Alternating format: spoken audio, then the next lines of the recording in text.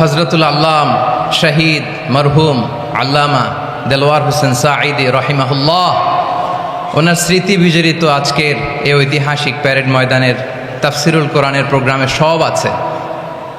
Stage আছে, শ্রোতা আছে, প্যান্ডেল আছে, মিডিয়া কাভারেজ আছে, কিন্তু আমাদের কলিজার টুকটাটা আমাদের মাঝে নাই।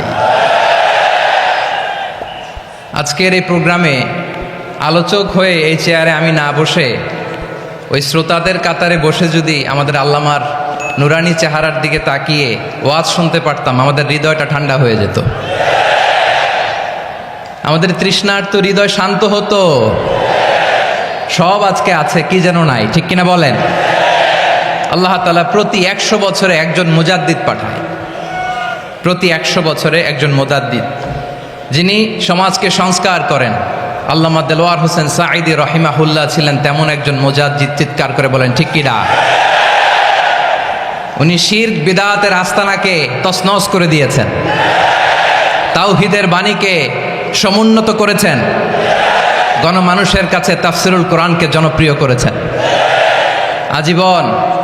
আজীবন তিনি ইসলামকে বিজয়ী শক্তি হিসেবে দেখার স্বপ্ন দেখতেন। এত প্রাঞ্জল ভাষা, এত চমৎকার আধুনিক প্রেজেন্টেশন, গণমানুষের কাছে কোরআনের তাফসিরকে এভাবে জনপ্রিয় করে তোলার মতো ব্যক্তিত্ব আল্লামা সাঈদী ছাড়া দ্বিতীয় কেউ এই বাংলার ভূখণ্ডে নাই। এই যে তাফসিরুল কোরআন, এই যে টার্মিনোলজি, এই টার্মটাই উনি আসলে জনপ্রিয় করেছেন। আমরা আগে জানতাম না যে এভাবে তাফসির করা যায়, এভাবে scientific indications of the Holi কোরআনকে মানুষের কাছে পেশ করা যায়, এভাবে এত জীবন ঘনিষ্ঠ করে, এত ইন্টারেক্টিভ করে কোরআনের কথাগুলো মানুষের কাছে উপস্থাপন করা যায়।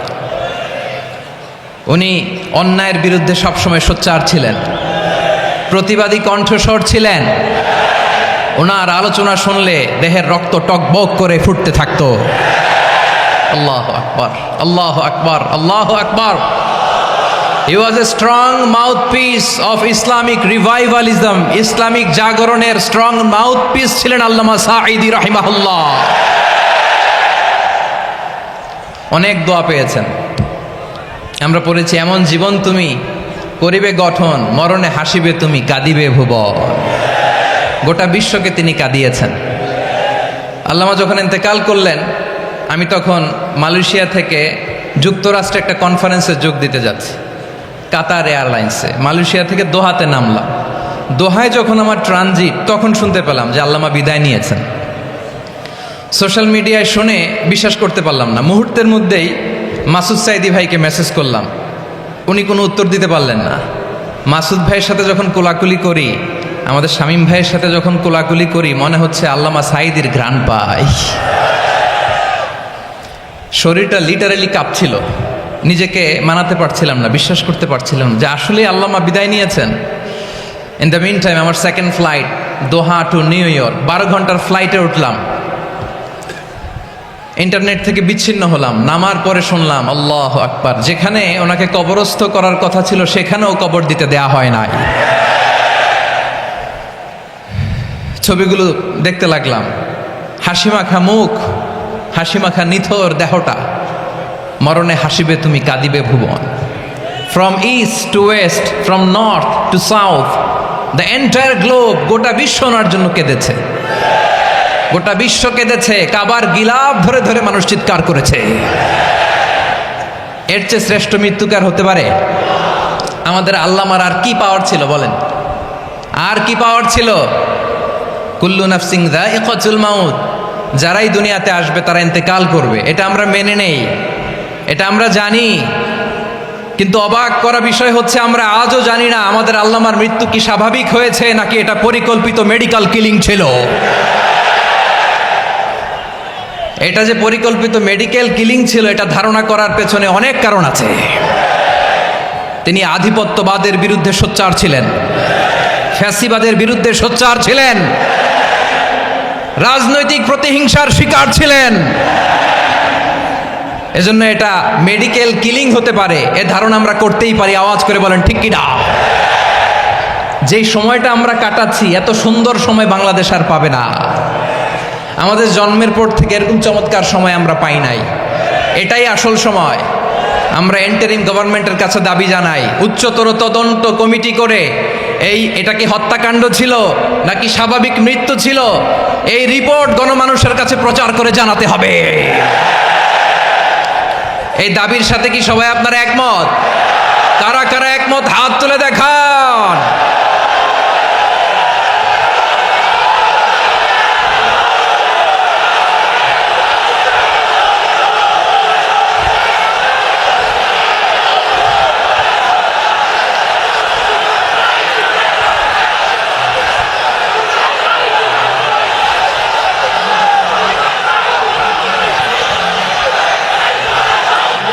আমার প্রিয় ভাইয়েরা, প্রিয় চট্টলাবাসী, আল্লাহ তাআলা তার এই মুখলেস গোলামকে তার জান্নাতুল ফেরদাউসের মেহমান হিসেবে কবুল করুক, তার জীবনের সকল খেদমাগুলোকে কবুল করুক, জান্নাতুল ফেরদাউসের আলা মাকামে তাকে মেহমান হিসেবে কবুল করুক।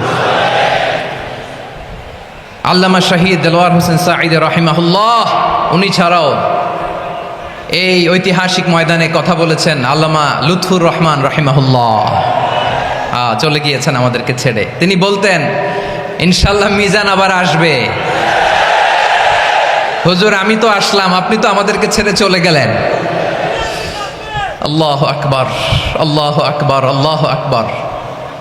গলায় কোনো সুর ছিল না, সুর দিয়ে কথা বলতেন না, কিন্তু এত চমৎকার শব্দের বুনন, এত চমৎকার প্রেজেন্টেশন, এত চমৎকারভাবে ঐতিহাসিক বর্ণনাগুলো তিনি উপস্থাপন করতেন। মন্ত্রমুগ্ধ হয়ে আমরা আল্লামা লুৎফুর রহমানের কথা শুনেছি।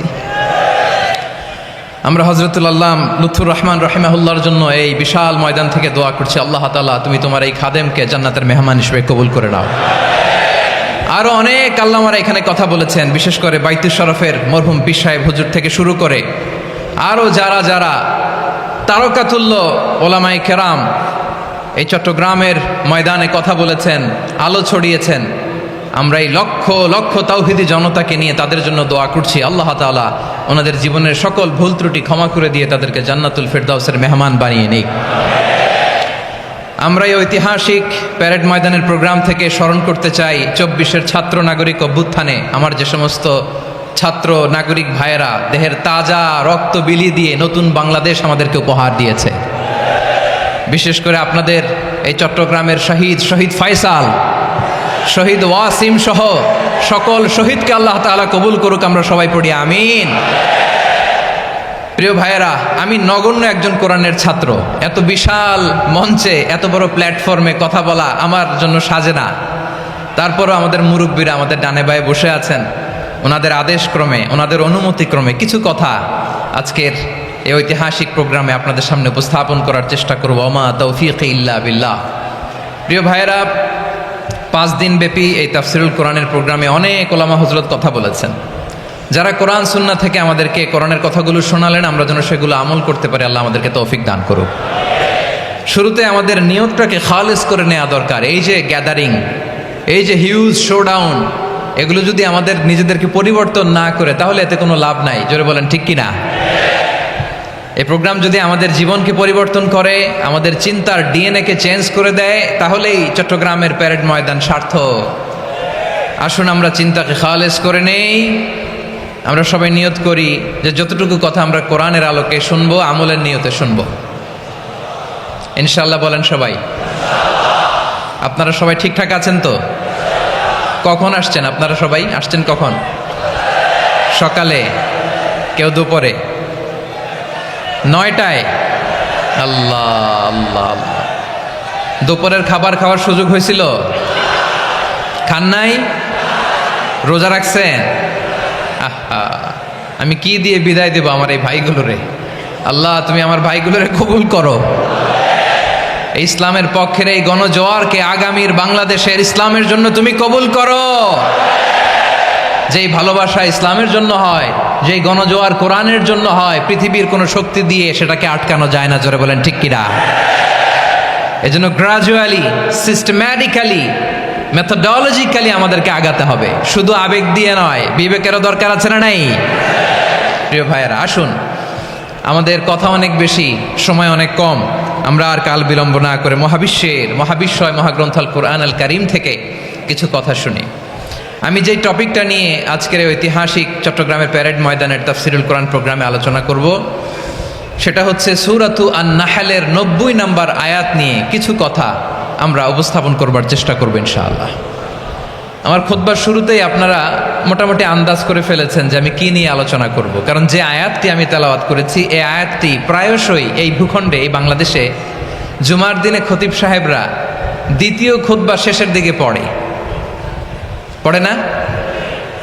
কি কমন পড়ছে? ইন্নাল্লাহা ইয়া'মুরু বিল আদলি ওয়াল ইহসান ওয়া ইতা'i যিল কুরবা ওয়া ইয়ানহা আনিল ফাহশাই ওয়াল মুনকারি ওয়াল বাগি ইয়া'iদুকুম লাআল্লাকুম তাযাক্কারুন। মুখস্থ আছে না সবার?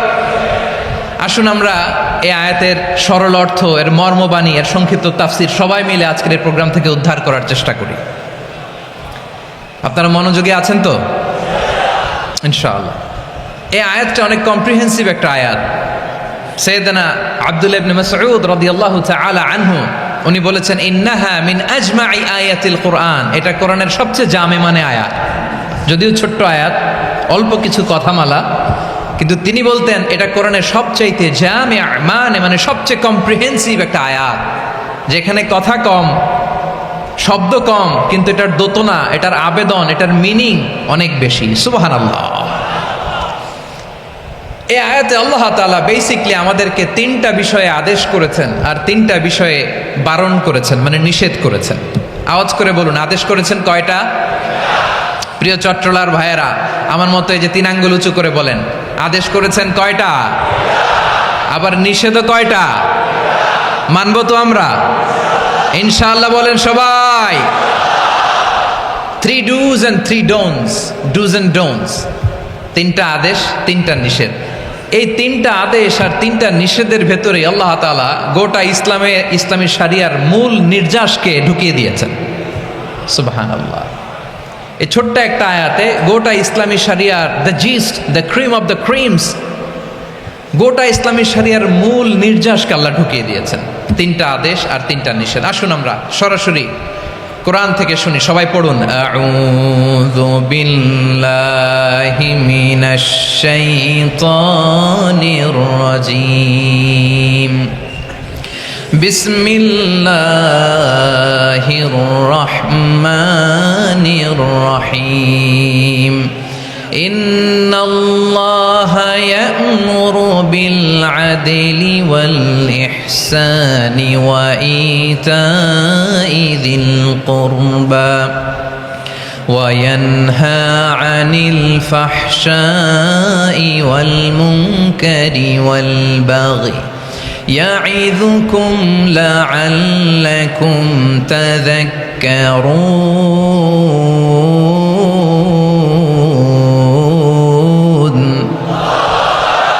আল্লাহ তাআলা ইরশাদ করছেন, ইন্নাল্লাহা ইয়া'মুরু বিল আদলি ওয়াল ইহসান, নিশ্চয় আল্লাহ তাআলা তোমাদেরকে ন্যায় বিচারের আদেশ দেন, সদাচরণের আদেশ দেন, নিকট আত্মীয়দেরকে দানের আদেশ দেন। আদেশ কয়টা? আওয়াজ করে সবাই বলুন তো কয়টা? নিশ্চয় আল্লাহ তাআলা তোমাদেরকে ন্যায় বিচারের আদেশ দেন,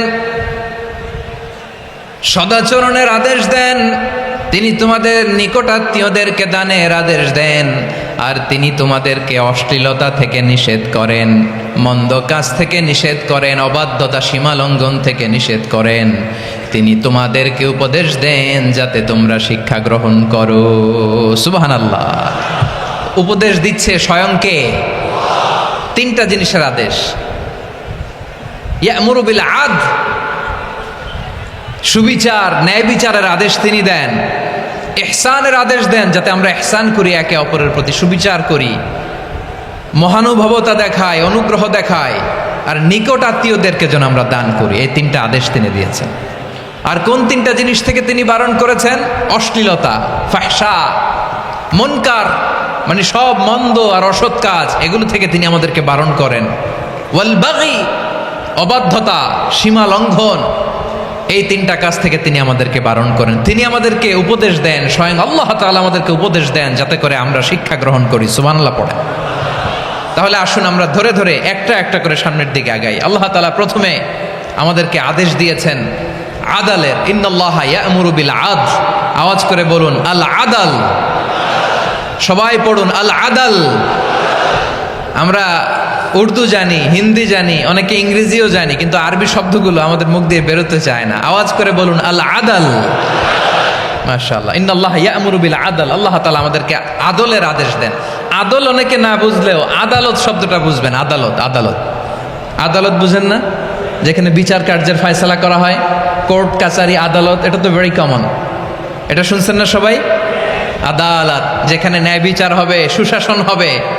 কিন্তু ভাগ্যের কি নির্মম পরিহাস, ওখান থেকে মিথ্যা সাক্ষী দিয়ে মনমতো রায় দিয়ে দেয়া হয়। এগুলোর পরিবর্তন হওয়ার দরকার আছে না নাই? প্রিয় ভাইয়েরা, আদালত, আল আদল, ইংরেজিতে বলে জাস্টিস, ন্যায় বিচার, সুবিচার, সুশাসন, জাস্টিস, আল আদাল। সব জায়গায় এই জাস্টিস থাকা দরকার। Justice should be prevailed in the society. The mission of all prophet was to uphold the justice. সব নবীর মিশন ছিল এই জাস্টিসকে, আদালকে, সুশাসন আর সুবিচারকে নিশ্চিত করা। পড়েন সুবহানাল্লাহ। And the core message of every divine scripture was to uphold justice. পৃথিবীর সব আসমানি কিতাবের মূল শিক্ষা ছিল এই জাস্টিসকে সমাজে এনশিওর করা, সুবিচার, সুশাসনকে এনশিওর করা। তাহলে প্রিয় ভাইরা, আমরা বুঝতে পারলাম আল আদ শব্দের মানে হচ্ছে ইনসাফ বা সুবিচার বা ন্যায় বিচার। এটা হচ্ছে একটা general meaning, very general meaning. আপনি যদি ইন ডেপথ বুঝতে চান, আরো ভেতরে যান, তাহলে আদাল মানে হচ্ছে সমন্বয়, আদাল মানে হচ্ছে ভারসাম্য, ব্যালেন্স। আদাল মানে হচ্ছে মধ্যম পন্থা। সুবহানাল্লাহ পড়েন। কারণ সব সময় সমান সমান হইলেই সুবিচার হয় না। কথা কি বুঝতেছেন? ইসলামের দ্য কনসেপ্ট অফ আদাল, এটা এমন আদাল, এটা সব সময় সমান সমান নয়। যখন সমান সমান দেয়া দরকার, ইসলাম সমান সমান দেয়। যখন ব্যালেন্স করা দরকার, চেক এন্ড ব্যালেন্স, সমন্বয়, ভারসাম্য করা দরকার, তখন ইসলাম ভারসাম্য করে দেয়। এটার নাম আদাল। সুবহানাল্লাহ। সহজ করে আপনাদেরকে বুঝাই। যেমন ধরুন, একটা পরিবারের 3 জন সদস্য, স্বামী, স্ত্রী আর সন্তান। তাদের সকালবেলার ব্রেকফাস্টে স্বামীর, সকালের নাস্তায় স্বামীর 3টা রুটি লাগে, স্ত্রীর 2টা লাগে, আর সন্তানের 1টা রুটি লাগে। এখন আমি যদি সমান সমান করে আদল করতে চাই, সবাইকে যদি 3টা করে রুটি দেই, তাহলে স্বামী বেচারার জন্য ঠিক আছে? কি বলেন? কথা কি বুঝতেছেন না কষ্ট হয়ে যাচ্ছে? যদি সমান সমানের নিয়মে আগাই, তাহলে 3টা করে যদি রুটি দেই স্বামীর জন্য ওকে, কিন্তু স্ত্রীর জন্য 1টা বেশি হয়ে যায়। আর সন্তানের জন্য কয়টা বেশি হয়? আচ্ছা, এই তো বুঝতেছেন, মাশাআল্লাহ। আচ্ছা, 2টা করে যদি সবাই দেই সমান সমান নীতিতে, তাহলে স্ত্রীর জন্য, স্ত্রী বেচারির জন্য ঠিক আছে, কিন্তু স্বামীর কয়টা কম পড়ে? আর সন্তানের বেশি হয়ে যায় কয়টা? আচ্ছা, সমান সমান নীতিতে সবাইকে যদি সকালের নাস্তার জন্য 1টা করে রুটি দেই, সন্তানের জন্য ঠিক আছে, কিন্তু স্ত্রী বেচারির কম পড়ে কয়টা? স্বামীর কম পড়ে কয়টা? 2টা। কথা কি বুঝতেছেন? আর আমি যদি স্বামীকে দেই 3টা, স্ত্রীকে দেই 2টা, আর সন্তানকে দেই 1টা, তাহলে কারো অপচয় হবে না। যার যতটুকু দরকার ঠিক ততটুকুই কাজে লাগবে। চিল্লায় বলেন ঠিক কিনা? এটাই হচ্ছে ইসলামের আদাল, যেখানে যার যতটুকু দরকার তাকে সেখানে ঠিক ততটুকু দিয়ে দেওয়ার নামই হচ্ছে আদাল। চিল্লায় পড়েন আল্লাহু আকবার। রব্বুল আলামিন বলেন, ইউসিকুমুল্লাহু ফি আওলাদিকুম লিযযাকারি মিসলু হাযযিল উনসায়াইন। আল্লাহ তোমাদেরকে ওসিয়ত করেন, তোমাদেরকে আদেশ দেন, উত্তরাধিকার সম্পদ যখন বন্টন হবে, ছেলেরা যতটুকু পাবে, মেয়ে পাবে তার অর্ধেক। সুবহানাল্লাহ বলেন। দেখেন, ছেলে যদ্দূর, মেয়ে অর্ধেক। ছেলে ডবল পাবে। আপাত দৃষ্টিতে মনে হয় এখানে অবিচার হয়েছে, কিন্তু আসলে কি অবিচার হয়েছে? আপনি বিয়ের ক্ষেত্রে যান, ওইখানে আবার ছেলে মোহরানা দেয়, মেয়ে সেখানে মোহরানা পায়। তাহলে চেক এন্ড ব্যালেন্স, ভারসাম্য, ব্যালেন্স, মধ্যম পন্থা এখানে আছে না নাই? এটাই হচ্ছে ইসলামের আদল। আল্লাহ তাআলা এই আদলের আদেশ দিয়েছেন, সুবিচার, ন্যায় বিচার, সুশাসন এবং ভারসাম্যের আদেশ দিয়েছেন। প্রিয় ভাইয়েরা, একটি শান্তিময় সমাজ, একটা সমৃদ্ধ সমাজ, একটা মানবিক সমাজ যদি আমরা পেতে চাই, এই আয়াতের মধ্যে যতগুলো পয়েন্ট আছে সবগুলোর বাস্তবায়ন লাগবে। কথা বুঝতে পেরেছেন? বলেন, আওয়াজ করে বলেন, আমরা একটা শান্তির সমাজ চাই কি চাই না? আমরা একটা সমৃদ্ধ বাংলাদেশ চাই কি চাই না? আমরা একটা মানবিক বাংলাদেশ চাই কি চাই না? এই আয়াতে আল্লাহ তাআলা একটা মানবিক সমাজের রূপরেখা টেনেছেন। তার প্রথম কথা হচ্ছে ইন্নাল্লাহা ইয়ামুরু বিল আদল। আল্লাহ তাআলা তোমাদেরকে আদলের নির্দেশনা দেয়, সুবিচার সুশাসনের নির্দেশনা দেয়। যে সমাজে আদল থাকে না সে সমাজে জুলুম মানুষের ঘাড়ে চেপে বসে। আদলের বিপরীত হচ্ছে জুলুম। আদলের বিপরীত কি? জুলুম বা জাওর, অত্যাচার, অবিচার, বৈষম্য। এই যে বৈষম্য বিরোধী ছাত্র আন্দোলন কমন পড়ছে? এই যে একজন সমন্বয়ক তো দেখা করলো আমার সাথে। জুলুম মানে হচ্ছে বৈষম্য। বৈষম্যের স্থান ইসলামে নাই, অবিচারের স্থান ইসলামে নাই, জুলুমের স্থান ইসলামে নাই। আল্লাহ তাআলা বলেন যে আমি জুলুমকে নিজের জন্য হারাম করেছি এবং তোমাদের জন্য হারাম করেছি। বিশ্বনবী ফরমান, আল্লাহ তাআলা বলেন হাদিসে কুদসিতে, ইয়া ইবাদি ইন্নী হারামতুয যুলমা আলা নাফসি ওয়াজআলতুহু বাইনাকুম মুহাররামান ফালা তাযালামু। আমার গোলামেরা শোনো, নিশ্চয় আমি আল্লাহ তাআলা জুলুমকে আমি আমার উপরে হারাম করেছি, অনুরূপভাবে জুলুম করাকে তোমাদের উপরেও হারাম করেছি। ফলে ফালা তাযালামু, তোমরা একে অপরের সাথে জুলুম করো না। নির্দেশনাটা কার? খবরদার, জুলুমের সাথে আমাদের কোনো সম্পর্ক নাই। আল্লাহ তাআলা আদলের আদেশ দিয়েছেন, আদালতের আদেশ দিয়েছেন, সুশাসনের ন্যায় বিচারের আদেশ দিয়েছেন। ইন্নাল্লাহা ইয়ামুরু বিল আদল, আমাদেরকে আদল প্রতিষ্ঠা করতে হবে। জুলুমের সাথে ইসলামের কোনো সম্পর্ক নাই। আল্লাহ তাআলা জালিমদের জন্য কঠিন শাস্তি প্রস্তুত করে রেখেছেন। যারা এই আদলকে ভুলণ্ঠিত, কখন রাত কিচ্ছু জানে না, কখন দিন কখন রাত কিছু জানে না, বছরের পর বছর কেটে গিয়েছে। এক্সট্রা জুডিশিয়াল কিলিং এর কোনো হিসাব নাই, বিচার বহির্ভূত হত্যা, এনফোর্স ডিসঅ্যাপিয়ারেন্স, গুম, যেটা সবচাইতে বড় মানবতা বিরোধী অপরাধ। কত মানুষ যে গুম হয়েছে তার কোনো ইয়ত্তা নাই। যেই ফ্যামিলির সদস্য গুম হয়েছে তারা কি ওই লোকটার জন্য মাগফিরাতের দোয়া করবে নাকি সুস্বাস্থ্যের দোয়া করবে তারা নিজেরাও জানতো না, কারণ জানে না ও বেঁচে আছে না মরে গেছে। আহা, বিডিআর নওজোয়ানদের যারা ছাড়া পেল দেখলাম, বিনা অপরাধে, কোনো অন্যায় ছাড়া, অপরাধ ছাড়া তাদের জীবন থেকে, তাদের তারুণ্যের, তাদের যৌবনের 15 বছর 16 বছর 17 বছর নাই, 6 মাস বয়সের ছোট বাচ্চাকে রেখে জেলে গেছে। 6 মাসের মেয়ে বেরোয় দেখে মেয়ের বয়স 17 বছর। মেয়ে বাবারে চিনে না, বাবা মেয়েরে চিনে না। মেয়েকে এখন বিয়ে দিয়ে আরেক ছেলের হাতে তুলে দিবে। মেয়ের শৈশব বাবা দেখে নাই, মেয়ের কৈশোর বাবা দেখে নাই, মেয়ের তারুণ্য দেখে নাই। আরেক যুবককে দেখলাম 14 বছরের 14 দিনের সংসার, 2 সপ্তাহের সংসার শেষে জেলে গেছে।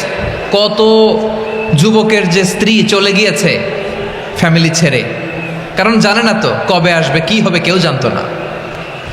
দাম্পত্য জীবনের মাত্র 14 দিনের স্মৃতি, এই স্মৃতিকে আঁকড়ে ধরে এক বোন 16টা বছর 17টা বছর কাটিয়ে দিয়েছে। আমি নিউজটা দেখে ভাবলাম আমার এই বোনের প্রতিটি দিন কিভাবে কেটেছে, প্রতিটি রাত কিভাবে কেটেছে, প্রতিটি ক্ষণ কিভাবে কেটেছে। বিশ্বনবী বলেছেন, ইত্তাকি দাওয়াতাল মাজলুম ফাইন্না লাইসা বাইনাহু ওয়া বাইনাল্লাহি হিজাব। মাজলুমের কান্নাকে ভয় করো, কারণ মাজলুমের কান্না আর আল্লাহর মাঝে কোনো পর্দা থাকে না। আমরা আর এরকম কোনো জুলুম বাংলাদেশে দেখতে চাই না। জোরে বলেন ঠিক কিনা? আর কেউ নতুন করে জালিম হোক আপনারা চান? আবার নতুন করে কেউ ফ্যাসিস্ট হোক আপনারা চান? এক দল আরেক দলকে নিশ্চিহ্ন করার রাজনীতিতে মেতে উঠুক এটা আপনারা চান? আমরা বাংলাদেশকে আদল দিয়ে সাজাতে চাই। আমরা এই 56,000 বর্গ মাইলের প্রতিটা ইঞ্চি মাটিকে কোরআনের আইন দিয়ে সাজাতে চাই। রাজি আছেন আপনারা? কারা কারা রাজি দেখান হাত তুলে আল্লাহকে।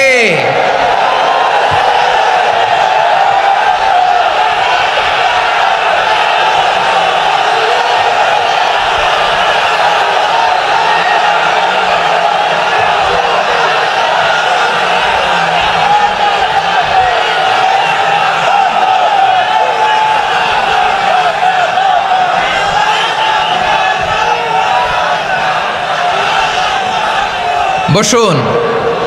আমার প্রিয় বীর চট্টলার তৌহিদি মুসলমান, আমরা আর নতুন করে কেউ জালিম হোক এটা চাই না, নতুন করে আবার কেউ ফ্যাসিস্ট হোক আমরা চাই না, এক দল আরেক দলকে নিশ্চিহ্ন করার রাজনীতি করুক আমরা চাই না। আমরা সুশাসনের বাংলাদেশ চাই, আমরা মানবিক বাংলাদেশ চাই, আমরা একটা সমৃদ্ধ বাংলাদেশ চাই, আমরা বিশ্বের বুকে সম্মান নিয়ে মাথা উঁচু করে দাঁড়াতে চাই, ঠিক কিনা বলেন? আল্লাহ বললেন, এটা যদি তোমরা চাও, একটা সমৃদ্ধ সমাজ যদি বিনির্মাণ করতে চাও, মানবিক সমাজ যদি বিনির্মাণ করতে চাও, আমি তোমাদেরকে সেজন্য প্রথমে আদালতের নির্দেশ দিলাম। ইন্নাল্লাহা ইয়া'মুরু বিল আদল, নিশ্চয় আল্লাহ তাআলা তোমাদেরকে ন্যায় বিচার সুশাসন এটার আদেশ দেন। সুবহানাল্লাহ।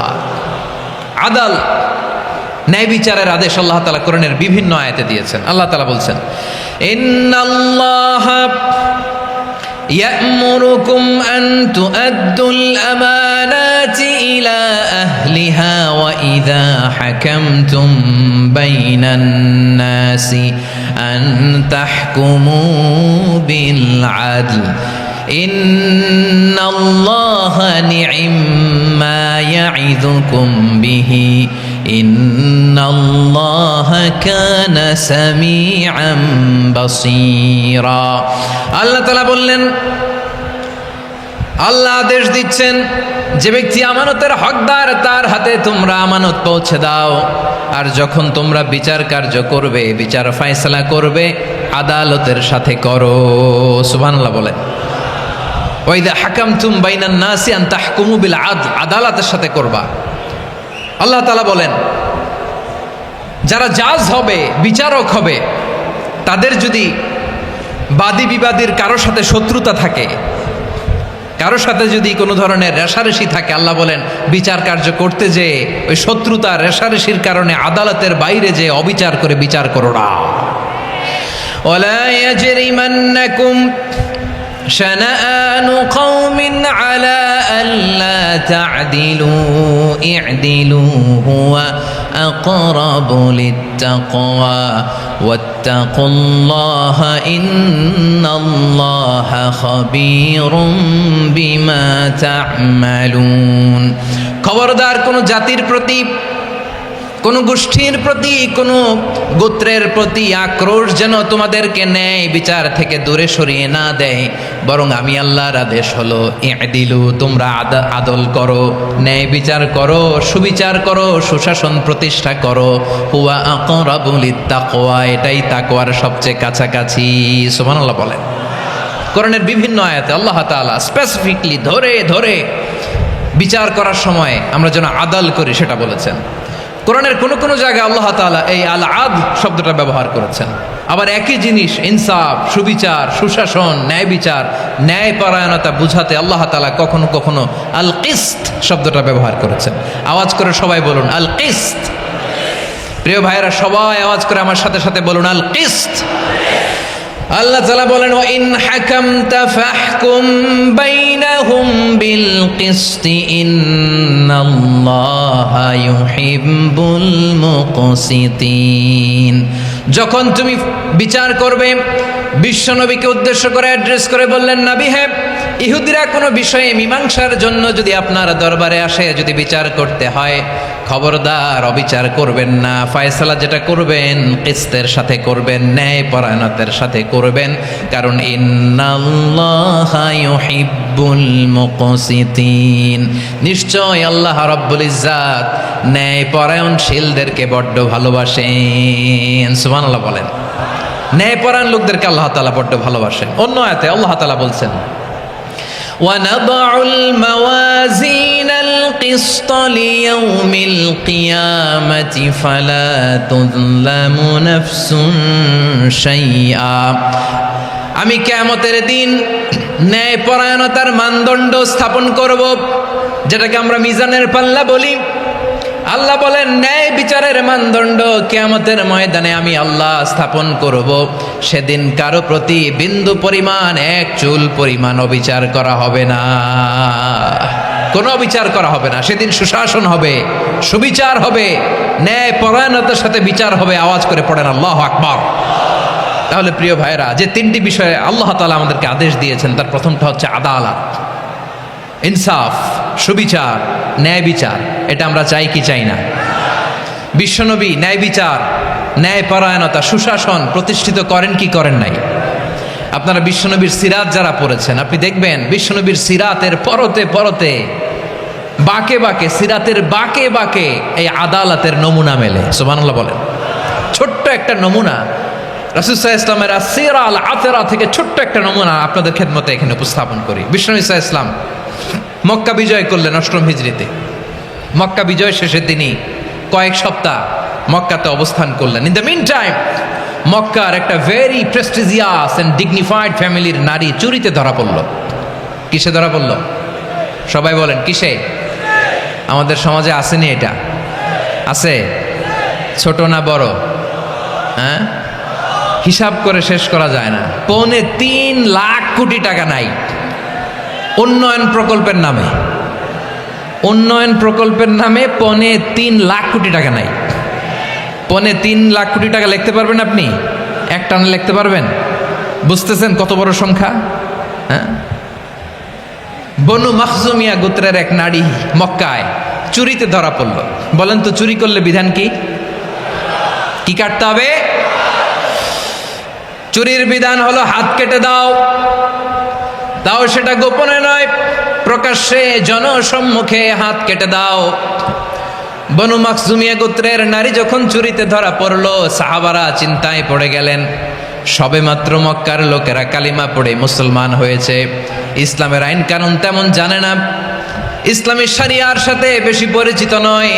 এখনো যদি বিশ্বনবী চুরির যেই বিধান এটা যদি কায়েম করে হাত যদি কেটে দেয়, না জানি মক্কার লোকেরা আবার বিগড়ে যায়, না জানি মক্কার লোকেরা আবার মুরতাদ হয়ে যায়, না জানি মক্কার লোকেরা ইসলাম থেকে দূরে সরে যায়। চলো চলো, সাহাবীরা মিলে পরামর্শ করলেন, চলো বিশ্বনবীর কাছে যে বলি, ও নবী, শুধু কেবলমাত্র একমাত্র এই নারীর জন্য চুরির হাত কাটার বিধানটা আপনি একটু থামিয়ে দেন। চুরির হাত কাটার যে বিধান এইখানে একটু রহিত করে দেন, বাকিগুলা কইরেন মদিনাতে যে চলবে, কিন্তু মক্কায় এবারের জন্য মাফ করে দেন। কিন্তু কে বলবে? এই যে পরামর্শ, সাজেশন, এটা কে দিবে বিশ্বনবীর কাছে?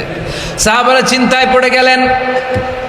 আল্লাহর নবীর সামনে দাঁড়িয়ে আল্লাহর দেয়া হুদুদ, আল্লাহর দেয়া বিধান থামিয়ে দেওয়া, মাফ করে দেওয়া, এই কথা বিশ্বনবীর সামনে বলার সাহস তো কেউ রাখে না। কেউ কেউ বলল, বিশ্বনবীর পালক পুত্র যায়েদ বিন হারেসার সন্তান উসামারে বিশ্বনবী নাতির মতো আদর করে, বড্ড বেশি ভালোবাসে উসামারে। এজন্য সাহাবারা উসামাকে বলতো হিব্বু রাসূলিল্লাহ, বিশ্বনবীর ভালোবাসা। কি বলতো? সাহাবীরা বললেন, বিশ্বনবীর ভালোবাসা হিব্বু রাসূলিল্লাহ, উসামারে পাঠাও। উসামারে বিশ্বনবী নাতির মতো স্নেহ করে, মায়া করে, ভালোবাসে। আমরা পারবো না, উসামা পারবে। সবাই মিলে ফুলিয়ে ফুসিয়ে ওসামাকে, ছোট্ট ওসামাকে রাজি করালো। ওসামা এমন এমন কথা যে তুমি বিশ্বনবীর কাছে বলতে হবে, পারবা নাকি? ওসামা বলে পারবো। সাইয়েদনা ওসামা রাদিয়াল্লাহু তাআলা আনহু তরুণ সাহাবী বিশ্বনবীর কাছে গেলেন, যে বললেন, নবী, বনু মাখজুমিয়া গোত্রের এক নারী চুরিতে ধরা পড়েছে, এবারের জন্য কি এই মহিলাটারে মাফ করে দিলে হয় না? এবারের জন্য একটু ক্ষমা করা যায় না নবী? বিশ্বনবী বলেন, আতাশফাউ ফি হাদ্দিম মিন হুদুদিল্লাহ, তোমার এত বড় সাহস উসামা, তুমি আল্লাহর হাত, আল্লাহর দেয়া বিধান, এটার ব্যাপারে সুপারিশ করতে এসেছো?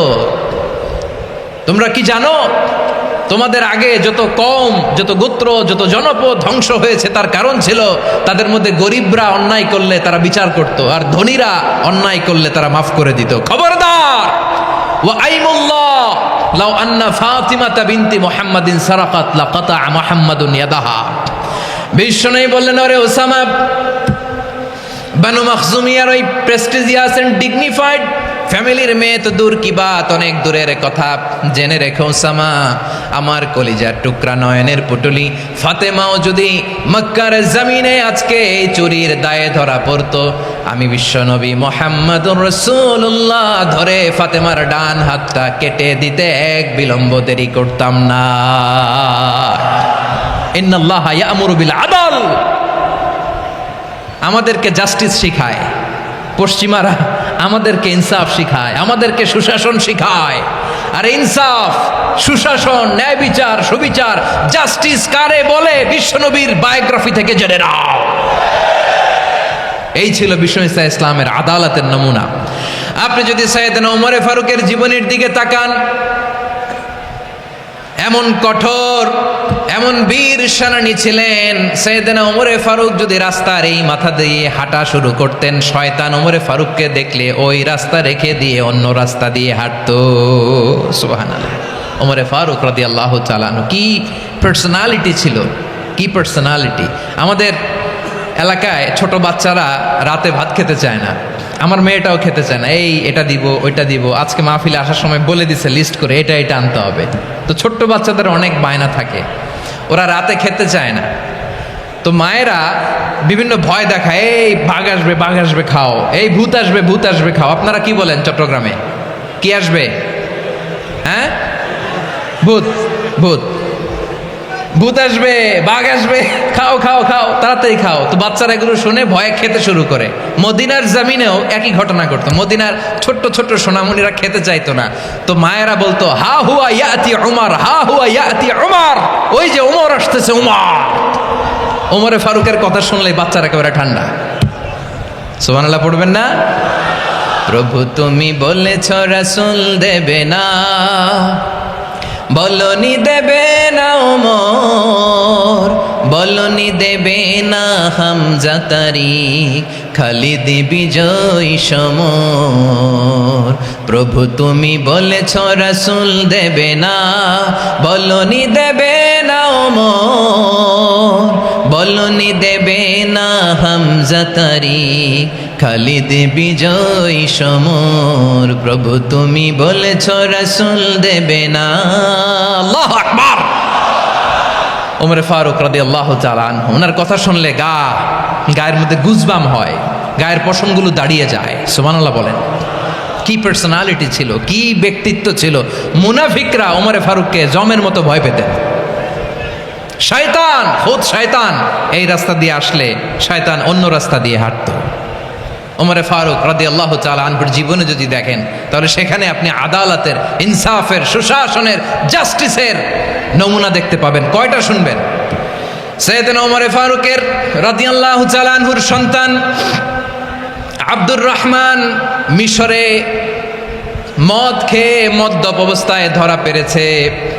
মদ খাওয়ার কারণে, মদ যদি কেউ পান করে আর যদি প্রমাণিত হয়, তার বিচার হলো 80 বেত। আওয়াজ করে বলেন কয় বেত? বাংলাদেশেও তো এই আইন আছে নাকি? বাংলাদেশে আছে? হ্যাঁ, মদ খাইলে 80 বেত, এই আইন বাংলাদেশে চালু হোক। আমরা চাই কি চাই না? চাই সবাই।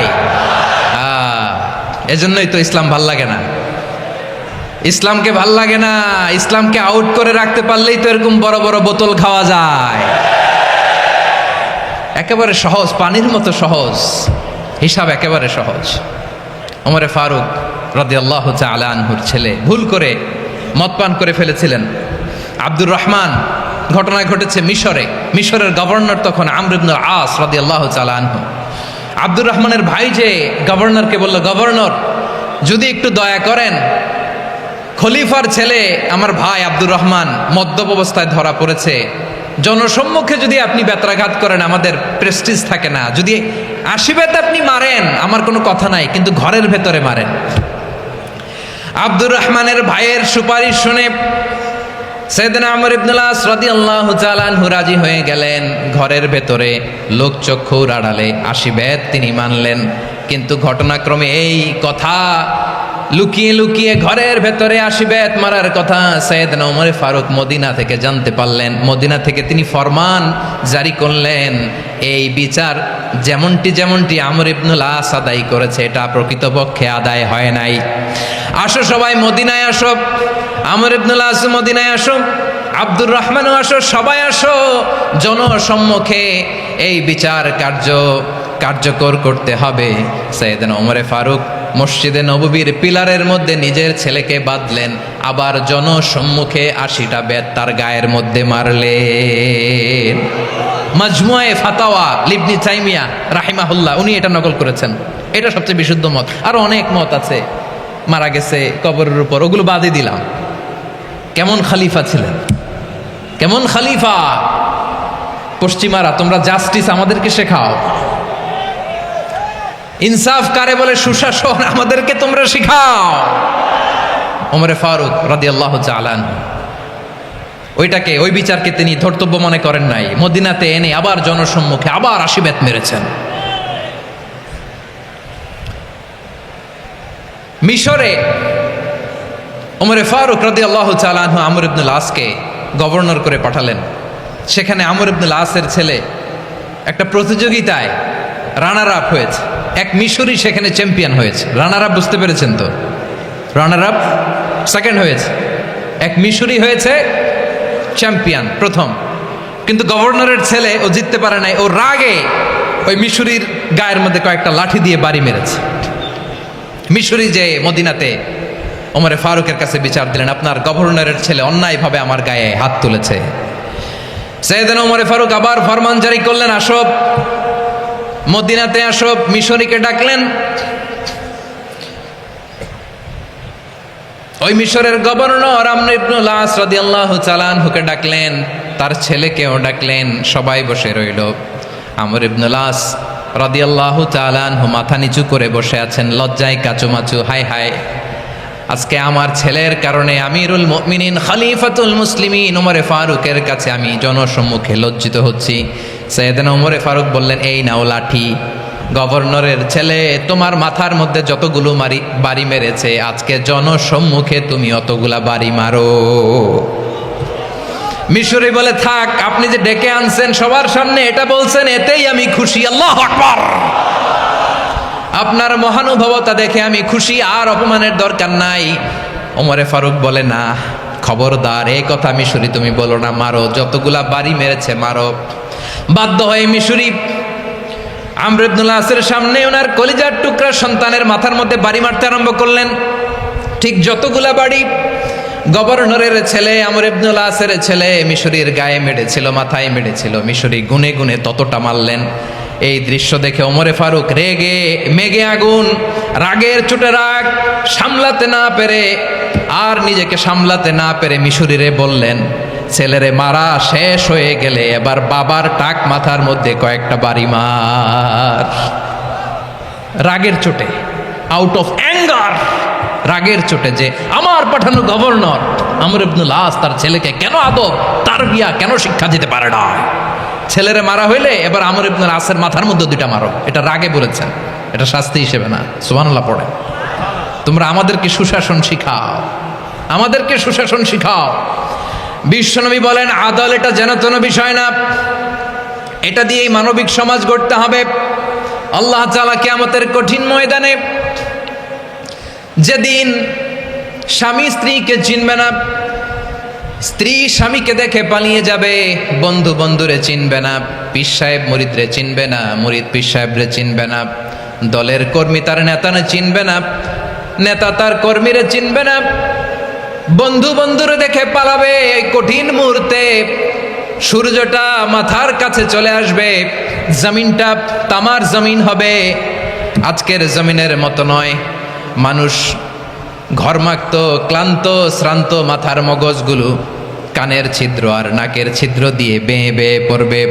বিশ্বনবী ফরমান, কিয়ামতের ওই কঠিন ময়দানে 7 শ্রেণীর ব্যক্তিকে রব্বুল আলামিন তার আরশের নিচে ছায়া দিবেন। তার মধ্যে প্রথম শ্রেণীর ব্যক্তি হলো ইমামুন আদিল। ইমামুন আদিল, ন্যায়পরায়ণ শাসক, যে ইনসাফের সাথে বিচার করে, যে জাস্টিস সমাজে সার্ভ করে, যে সুশাসন নিশ্চিত করে, ওই ইমামুন আদিল। আদিল শব্দটা বুঝছেন না? ইন্নাল্লাহা ইয়া'মুরু বিল আদল। পাইছেন? আদিল। 7 শ্রেণীর ব্যক্তিকে আল্লাহ তাআলা সুশীতল আরশের নিচে ছায়া দিবেন, যেদিন তার দেয়া ছায়া ছাড়া কোনো ছায়া থাকবে না। এর প্রথম হচ্ছে ইমামুন আদিল, ন্যায়পরায়ণ শাসক। চিল্লায় বলেন সুবহানাল্লাহ। আবার বিশ্বনবী বললেন, ইন্নাল মুকসিতিনা ইনদাল্লাহি আলা মানাবির মিন নূর আন ইয়ামিনির রহমান। কিয়ামতের দিন যারা ন্যায় পরায়ণ হিসেবে আল্লাহর সামনে দাঁড়াবে কিয়ামতের দিন, রব্বুল আলামিন তার আরশের ডান দিকে ওই ন্যায় পরায়ণ লোকদের জন্য আরশের ডান দিকে একটা নূরের মিম্বারে তাদেরকে বসার সুযোগ করে দিবে। আল্লাহর আরশের ডান দিকে ন্যায় পরায়ণ লোকদের জন্য আল্লাহ তাআলা নূরের মিম্বার বানাবে। চারটে কেন কথা মনে করেছেন? আল আদাল, জাস্টিস, ইন্নাল্লাহা ইয়া'মুরু বিল আদল। আল্লাহ তাআলা এই আদালতের নির্দেশনা দেয়, সুবিচার, সুশাসন। প্রিয় ভাইয়েরা, এটা আমরা বাংলাদেশে চাই কি চাই না? এই যে অরাজকতা, এই যে অন্যায়, এই যে জুলুম, এই যে ইনকনসিস্টেন্সি, সমাজের অসঙ্গতি, এর প্রধান কারণ জাস্টিস নাই, সুবিচার নাই, সুশাসন নাই। শেষবারের মতো আওয়াজ করে বলেন তো, আমরা বাংলাদেশে আদল চাই কি চাই না? তাহলে প্রথম নির্দেশনা শেষ, আল্লাহ তাআলা তোমাদেরকে আদলের আদেশ দেন। এরপরে আল্লাহ বললেন, আমি তোমাদেরকে ইহসানের আদেশ দেই। ইন্নাল্লাহা ইয়া'মুরু বিল আদলি ওয়াল ইহসান। আমি তোমাদেরকে যেমনি আদলের নির্দেশনা দেই, তেমনি ভাবে তোমাদেরকে ইহসানের নির্দেশনা দেই। ইহসান, আওয়াজ করে সবাই বলেন তো ইহসান। সবাই বলেননি, সবাই বললে এতটুকু আওয়াজ হবে আমি বিশ্বাস করি না। আওয়াজ করে বলুন আল ইহসান। ইহসান মানে কারো প্রতি সফট হার্টেড হওয়া, মহানুভব হওয়া, অনুগ্রহ পরায়ণ হওয়া, অনুগ্রহশীল হওয়া, একে অপরের প্রতি দয়াদ্র হওয়া। একে অপরের প্রতি দয়াদ্র, অনুগ্রহশীল হওয়া ছাড়া মানবিক সমাজ কশিনকালেও গঠন করা সম্ভব না। প্রিয় ভাইয়েরা, সুন্দর আচরণ দিয়ে, ইহসান দিয়ে যা জয় করা যায়, নরম আচরণ দিয়ে যেটা অর্জন করা যায়, কঠোরতা দিয়ে সেটা পারা যায় না। বিষ্ণু ঈসা ইসলাম ইহসান দিয়ে, কোমল আচরণ দিয়ে, তার অনুগ্রহ দিয়ে তিনি অনেক কাফিরের হৃদয়কে জয় করে ফেলেছেন। সাইয়েদনা সুমামা ইবনে উসাল রাদিয়াল্লাহু তাআলা আনহুর কথা মনে পড়ে যায়। তিনি ছিলেন ইয়ামামার বাদশা। মদিনাতে বিশ্বনবীকে হত্যা করার নিয়তে এসেছিলেন, গোপনে গোপনে বিশ্বনবীকে হত্যা করে আবার ইয়ামামাতে তিনি ফিরে যাবেন। কিন্তু কি অবাক করা কাণ্ড, হত্যা করতে পারে নাই, সাহাবাদের হাতে তিনি ধরা পড়ে গেলেন। সাইয়েদনা সুমামা ইবনে উসাল রাদিয়াল্লাহু তাআলা আনহু হত্যার নিয়তে আসলেন, কিন্তু হত্যা করতে পারলেন না। সাহাবারা ওনাকে ধরে ফেললেন, ধরে মসজিদে নববীর পিলারের মধ্যে বেঁধে রাখলেন। সুমামা ইবনে উসাল, সিরাত থেকে শুনেন, সিরাত থেকে শোনাচ্ছি। রাদিয়াল্লাহু তাআলা আনহু ইয়ামামার অধিপতি ছিলেন। ইয়ামামা বিশ্বনবীকে হত্যার জন্য আসছেন, ধরা পড়ে গেছেন, এখন মসজিদে নববীতে বেঁধে রাখছে, তার মানে বন্দী। তো এখন স্ট্যাটাস কি? বন্দী, ক্যাপটিভ। তো বিষ্ণু ঈসা ইসলাম সাহাবাদেরকে বললেন, তার খোঁজ খবর নিও, সুমামা ইবনে উসালের খোঁজ খবর নিও। সাহাবার বলেন, ইয়া রাসূলুল্লাহ, আপনাকে হত্যা করতে এসেছে, তার তো কঠিন ক্যাপিটাল পানিশমেন্ট হওয়া দরকার, কঠিন শাস্তি হওয়া দরকার। বিশ্বনবী বললেন, না, আমি যেটা জানি তোমরা সেটা জানো না, তোমরা সুমামার সাথে ভালো আচরণ করো। বিশ্বনবী সুমামার কাছে গেলেন। প্রথম দিন যে তিনি কালেমার দাওয়াত দিলেন, ইমানের দাওয়াত দিলেন, ইসলামের দাওয়াত দিলেন, রিসালাতের দাওয়াত দিলেন, আখিরাতের দাওয়াত দিলেন। পরের দিন যে বিশ্বনবী সালাতের দাওয়াত দিলেন, যাকাতের দাওয়াত দিলেন, ইসলাম কি, কিভাবে, কেমন করে পালন করতে হয় চমৎকার আর্টিকুলেট করতে শুরু করলেন। তন্ময় হয়ে সুমামা ইবনে উসাল রাদিয়াল্লাহু তাআলা আনহু বিশ্বনবীর কথাগুলো শুনতে আরম্ভ করলো। একদিন নয়, 2 দিন নয়, টানা 3 দিন বিশ্বনবী সুমামার কাছে ইসলামকে প্রেজেন্ট করেছেন, উপস্থাপন করেছেন। আওয়াজ করে বলেন, কয় দিন? 3 দিন। 3 দিন মসজিদে নববীতে বাধা। আর সাহাবীদেরকে বললেন, তার খোঁজ খবর নিও, তোমরা যে রুটি বানাও এর মধ্যে সবচেয়ে ভালো আটার রুটিটা তারে দিও, সবচেয়ে রিফাইন্ড খেজুর, যেটা পিওর খেজুর, এটা তারে দিও। আর বিশ্বনবী নিজের ওট থেকে দুধ দহন করে ওনার বাড়ির এক কর্মচারীকে বলেছেন, দুধ দহন করে সুমামার জন্য নিয়ে যেও। সুবহানাল্লাহ পড়বেন না? সবাই তো অবাক, ইয়ামামা থেকে আসছে নবীকে হত্যা করতে, বিশ্বনবী দেখে তারে জামাই আদর করে, তাকে মজার মজার খাবার দিও, দুধ দিও, আদর আপ্যায়ন করো। 1 দিন নয়, 2 দিন নয়, টানা 3 দিন বিশ্বনবী এভাবে সুমামার কাছে যেয়ে যেয়ে ইসলামকে প্রেজেন্ট করতে আরম্ভ করলেন, ইসলামকে উপস্থাপন করতে শুরু করলেন। আর তাকে চমৎকার এন্টারটেইনমেন্ট, আপ্যায়ন দিতে আরম্ভ করলেন। টানা 3 দিন যখন ইসলামের দ্য বিউটিজ অফ ইসলাম, ইসলামের সুমহান বাণী সৌন্দর্য তার কাছে উপস্থাপন শেষ, তাকে আপ্যায়ন শেষ, বিশ্বনবী বললেন সাহাবেদেরকে, যাও এবার সুমামার হাতের পায়ের রশি দুটো খুলে দাও। তারা বললেন, ইয়া রাসূলুল্লাহ, কি বলেন আপনি? ও তো হত্যাকারী, সুযোগ পায় নাই, আপনারে মারতে পারে নাই, ছেড়ে দিলে আবার ও আপনার উপর তলোয়ার নিয়ে ঝাঁপিয়ে পড়বে। নবী, এই সিদ্ধান্ত আপনি নিতে যাবেন না। বিশ্বনবী বললেন, যেটা বলেছি সেটা করো, সুমামার রশিগুলো ছেড়ে দাও। সুমামার হাতে পায়ের রশিগুলো যে তোমরা খুলে দাও। সাহাবারা তর্ক জুড়ে দিলেন, লা ইয়া রাসূলুল্লাহ, এমনটা করবেন না, তো ভয়ঙ্কর ভয়ঙ্কর খুনি, কি জানি কি হয়ে যায়। বিশ্বনবী বললেন, না, তার হাতে পায়ের রশিগুলো খুলে দাও। সাহাবারা বিশ্বনবীর কথা মতো তার হাতে পায়ের রশিগুলো খুলে দিল। সুমামা মুহূর্তের মধ্যে মসজিদে নববী থেকে বের হয়ে ইয়ামামায় ফিরে না যে মসজিদে নববীর পাশে একটা খেজুর বাগান ছিল, সেখানে চলে গেলেন। সেখানে একটা ছোট্ট কুয়া ছিল, কুয়ার পানি দিয়ে তিনি গোসল করলেন। সুবহানাল্লাহ পড়েন। কুয়ার পানি দিয়ে গোসল করে মসজিদে নববীর সামনে এসে বিশ্বনবী এবং সাহাবাদের সামনে দাঁড়িয়ে সাব্বাবা উঁচু করে বললেন, আশহাদু আল্লা ইলাহা ইল্লাল্লাহ ওয়া আশহাদু আন্না মুহাম্মাদান আবদুহু ওয়া রাসূলুহু। আল্লাহু আকবার। আমি সাক্ষ্য দিচ্ছি আল্লাহ ছাড়া কোনো ইলাহ নাই, আর মুহাম্মদ আল্লাহ তাআলার প্রেরিত বান্দা এবং রাসূল। প্রিয় ভাইয়েরা, ইহসান দিয়ে যা জয় করা যায়, কঠোরতা দিয়ে সেটা কঠিনকালেও জয় করা যায় না। আওয়াজ করে বলেন ঠিক কি না?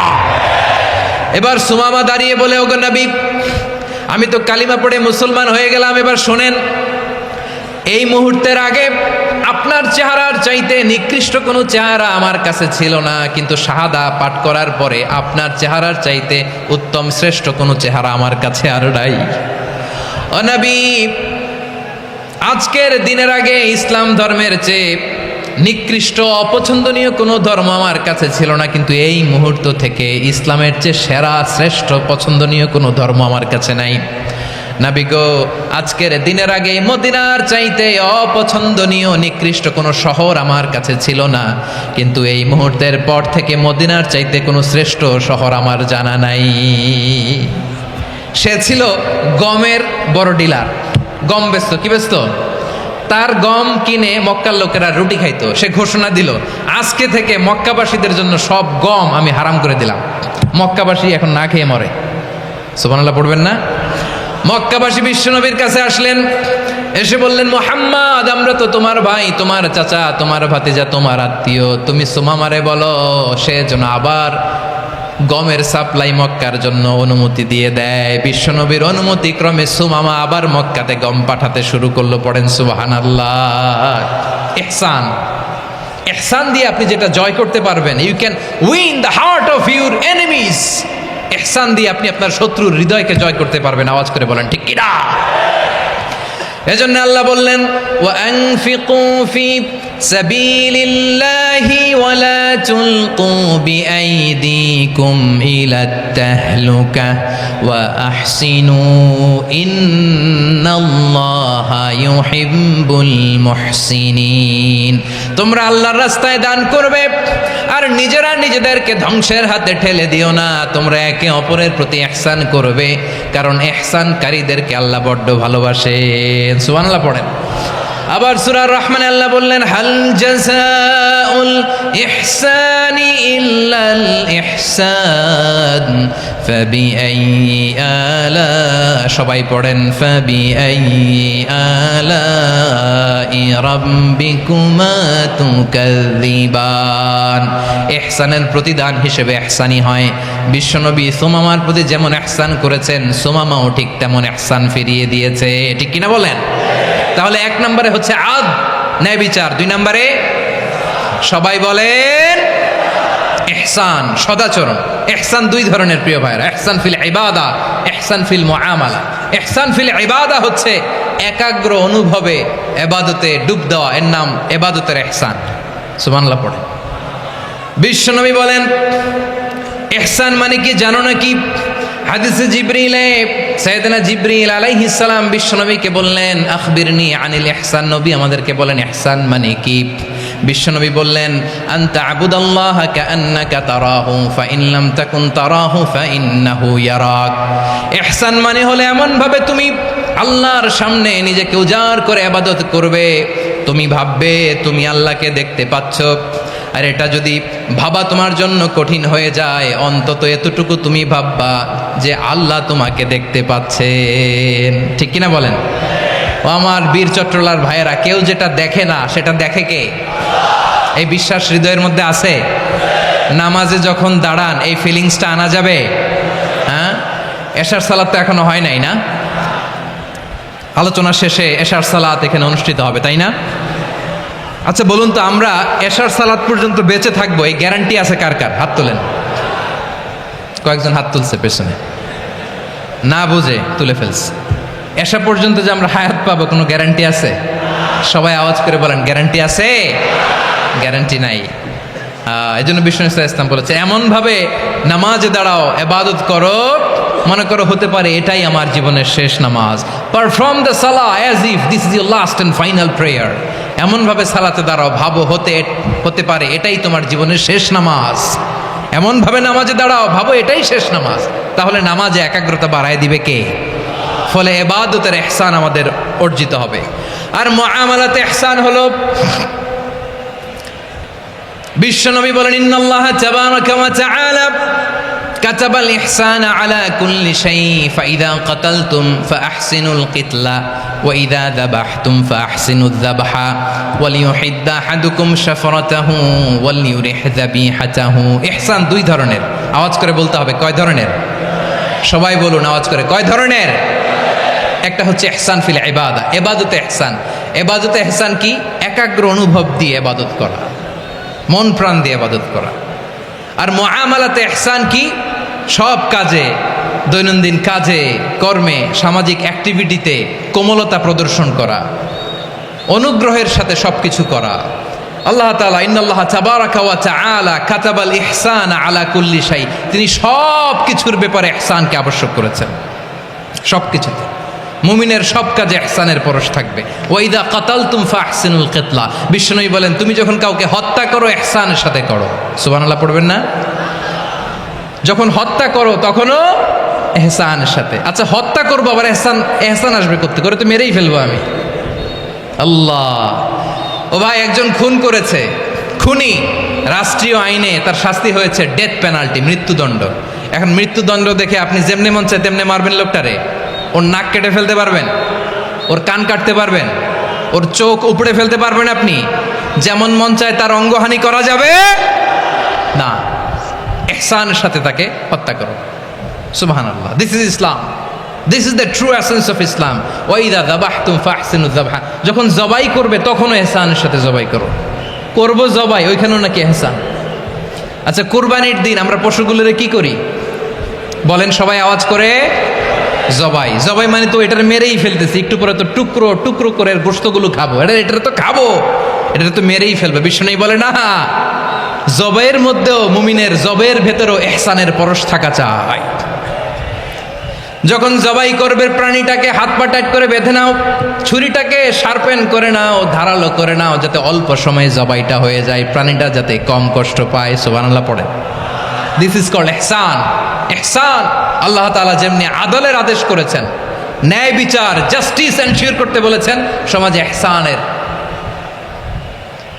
ব্যবহার, ইহসানের অনুশীলন তিনি করতে বলেছেন। এজন্য মুমিনের প্রতিটি কাজে, আমার চট্টগ্রামের ভাইরা আমার দিকে তাকান, খেয়াল করে শুনুন, মুমিন জীবনের প্রতিটি কাজে ইহসানের পরশ থাকা চাই।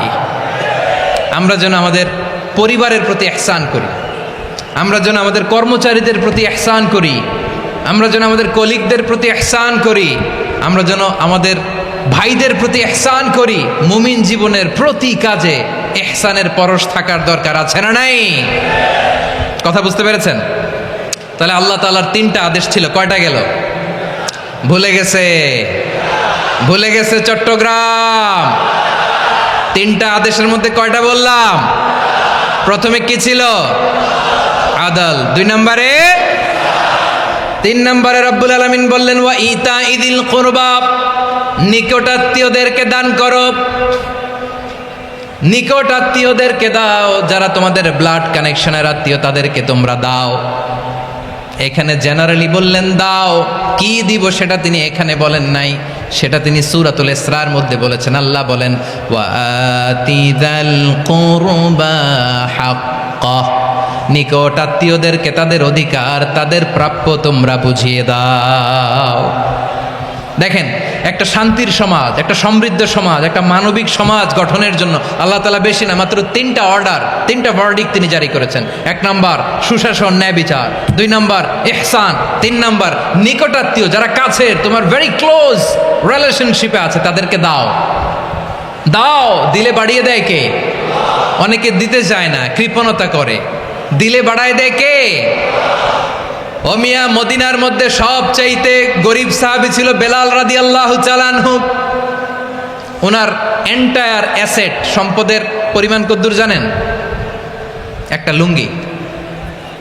বেলাল রাদিয়াল্লাহু তাআলা আনহু, ওনার টোটাল ওয়েলথের এস্টিমেশন হচ্ছে মাত্র একটা লুঙ্গি। একটা লুঙ্গি, টোটাল ওয়েলথ এস্টিমেশন, টোটাল সম্পদের পরিমাণ বেলাল রাদিয়াল্লাহু তাআলা আনহুর কি ছিল? কথা বোঝে নাই বোধহয়, কি ছিল? ওই বেলাল রাদিয়াল্লাহু তাআলা আনহুকে বিষ্ণু ইসলাম বলেছেন আনফিক ইয়া বেলাল, ও বেলাল তুমিও দাও। ওয়ালা তাখশা মিন যিল আরশি ইখলালা, আরশের অধিপতির তো কোনো ঘাটতি নাই, তুমি দিলে ওই আল্লাহ তোমারে বাড়ায় দিবে। এজন্য আমার প্রিয় ভাইয়েরা, দিলে কমে না, দিলে বাড়ে। অনেকে ধরে রাখে, নতুন কিছু নিতে পারে না, হাত দিয়ে যেটা ধরে রেখেছেন এটা দিয়ে দেন, বড় একটা ধরার সুযোগ পাবেন। জোরে বলেন ঠিক কিনা? ধরেন 5 কেজি ওজনের একটা ধরে রাখছেন, এখন 10, এটা না ছাড়লে 10 কেজি ধরতে পারবেন আপনি? আচ্ছা, 10 কেজির জিনিস একটা আছে হাতে, ওইটা যদি ছেড়ে দেন তাইলেই না 15 কেজি ধরতে পারবেন। কথা বলেন ঠিক কিনা? তাহলে দিলে বাড়িয়ে দেয় কে? রব্বুল আলামিন বললেন 3 নাম্বার আদেশ হলো তোমাদের প্রতি, সমাজটারে কেমন করে মানবিক সমাজ, সুন্দর সমাজ গড়বা। 3 নাম্বার আদেশ হলো ওয়াতিদাল কুরবা হাক্কা, নিকটাত্মীয়দেরকে তাদের প্রাপ্য বুঝিয়ে দাও। এই নিকটাত্মীয়দেরকে তাদের অধিকার বুঝিয়ে দেওয়া, প্রাপ্য বুঝিয়ে দেওয়াতে আমাদের গাফলতি আছে না নাই? চট্টগ্রামে নাই? মাশাআল্লাহ আছে, আছে। অনেকে দেখবেন অনেক আল্লাহওয়ালা, তাহাজ্জুদ গুজার, সেজদা দিতে দিতে কপালে কালো দাগ ফেলে দিছে, সে তার বোনের হকটা আদায় করে নাই। আছে না নাই? হ্যাঁ, এখানেও আছে। সর্বনাশ। অনেক বড় হাজী সাহেব, বিশাল লম্বা দাড়ি, ছেলেরে সব দিয়ে দিছে, মেয়েরে কিছু দেয় নাই, মেয়ের হক আদায় করে নাই। আছে না নাই? এই হাজী সাহেবেরা, এই আল্লাহওয়ালারা কিয়ামতের ময়দানে আটকে যাবে। আপনি অন্যের অধিকার নষ্ট করেছেন, তাদের রাইটসকে ভায়োলেট করেছেন। এজন্য আল্লাহ তাআলা বলেন, কারো অধিকার যদি কেউ নষ্ট করে, ওই সমাজটা মানবিক সমাজ কঠিনকালেও হতে পারে না। এজন্য 3 নম্বর আল্লাহ বললেন ওয়া ইতা ইদিল কুরবা, নিকটাত্মীয়দেরকে দাও। কি দিবা? তাদের অধিকার দিয়ে দাও। বোনের অধিকার বুঝিয়ে দাও, মেয়ের অধিকার বুঝিয়ে দাও, ফুফুর অধিকার বুঝিয়ে দাও। দেখবেন অনেক মায়েরা ছেলের পাতে মুরগির রান দেয়, মেয়ের পাতে দেয় মুরগির ঠ্যাং। এরকম আছে না নাই? ছেলেরা কি দেয়? মুরগির। মেয়ের পাতে কি দেয়? তো মেয়ের কি মুরগির রান খেতে মনে চায় না? মনে চায় না? এমনটা করা যাবে না। নিকটাত্মীয়দেরকে অধিকার দিয়ে দাও, নিকটাত্মীয়ের সাথে সুসম্পর্ক রাখো। আদেশটা কার? এজন্য প্রিয় ভাইয়েরা, জীবনে যদি বারাকা অর্জন করতে চান, নিকটাত্মীয়দের সাথে সুসম্পর্ক রাখতে হবে, তাদের জন্য উপহার পাঠাতে হবে। বিশ্বনবী বলেন লা ইয়াদখুলুল জান্নাতা কাতে, যে ব্যক্তি আত্মীয়তার সম্পর্ককে ছিন্ন করে দেয়, সে কশিনকালেও আল্লাহর জান্নাতে ঢুকবে না। আপনি কি এটারে সহজ হাদিস মনে করছেন? এটা সহজ কথা? আপনি ভাবছেন আপনার নামাজ আপনারে বাঁচাতে পারবে, আপনার রোজা বাঁচাতে পারবে, আপনার তাহাজ্জুদ আপনারে বাঁচাতে পারবে? অধিকার নষ্ট করলে কিছুই আপনারে বাঁচাতে পারবে না। এজন্য নিকট আত্মীয়দেরকে দিতে হবে বেশি বেশি। বিশ্বনবী বলেন ইন্না সাদাকাতা আলাল মিসকিনি সাদাকা ওয়া আলা যির রাহিমি ইসনাতান সাদাকাতুন ওয়া সিলা। মিসকিন রে দান করলে শুধু দানের সওয়াব হয়, নিকট আত্মীয়কে দান করলে 2টার সওয়াব হয়, সাদাকার সওয়াব হয়, আবার আত্মীয়তার বন্ধন অটুট রাখার সওয়াব হয়ে যায়। আবার বিশ্বনবী বললেন, মান সাররাহু আইয়ুবসাতা লাহু ফি রিজকিহি ওয়া ইউনসা লাহু ফি আসারিহি ফালইয়াসিল রাহিমা। যে ব্যক্তি তার রিজিকের প্রশস্ততা চায় আর হায়াতে বরকত চায়, সে যেন তার আত্মীয়ের সাথে সুসম্পর্ক রাখে। আমার প্রিয় চট্টলার ভাইয়েরা, আমাদের রিজিক বাড়ুক, এটা আমরা চাই কি চাই না? সবাই চান? হ্যাঁ, আমাদের রিজিকে প্রশস্ততা আসুক, চাই কি চাই না? আমাদের হায়াতে বরকত আসুক, আমরা চাই কি চাই না? এই দুইটা যদি চান, তাহলে নিকট আত্মীয়দের সাথে সুসম্পর্ক রাখবেন, পারবেন? তাহলে সমাজটারে মানবিক সমাজ বানায় দিবে কে? তিনটা আদেশ চলে গেল। কয়টা? আওয়াজ করে বলেন। 1 নম্বরে কি ছিল? 2 নম্বরে, 3 নম্বরে নিকট আত্মীয়দেরকে দান। আপনাদেরকে আরো শোনার আগ্রহ আছে? আপনাদের মনোযোগ আছে না গেছে? কষ্ট হচ্ছে না? মাশাআল্লাহ, মাশাআল্লাহ। তাকবীর পড়ুন, লিল্লাহে তাকবীর।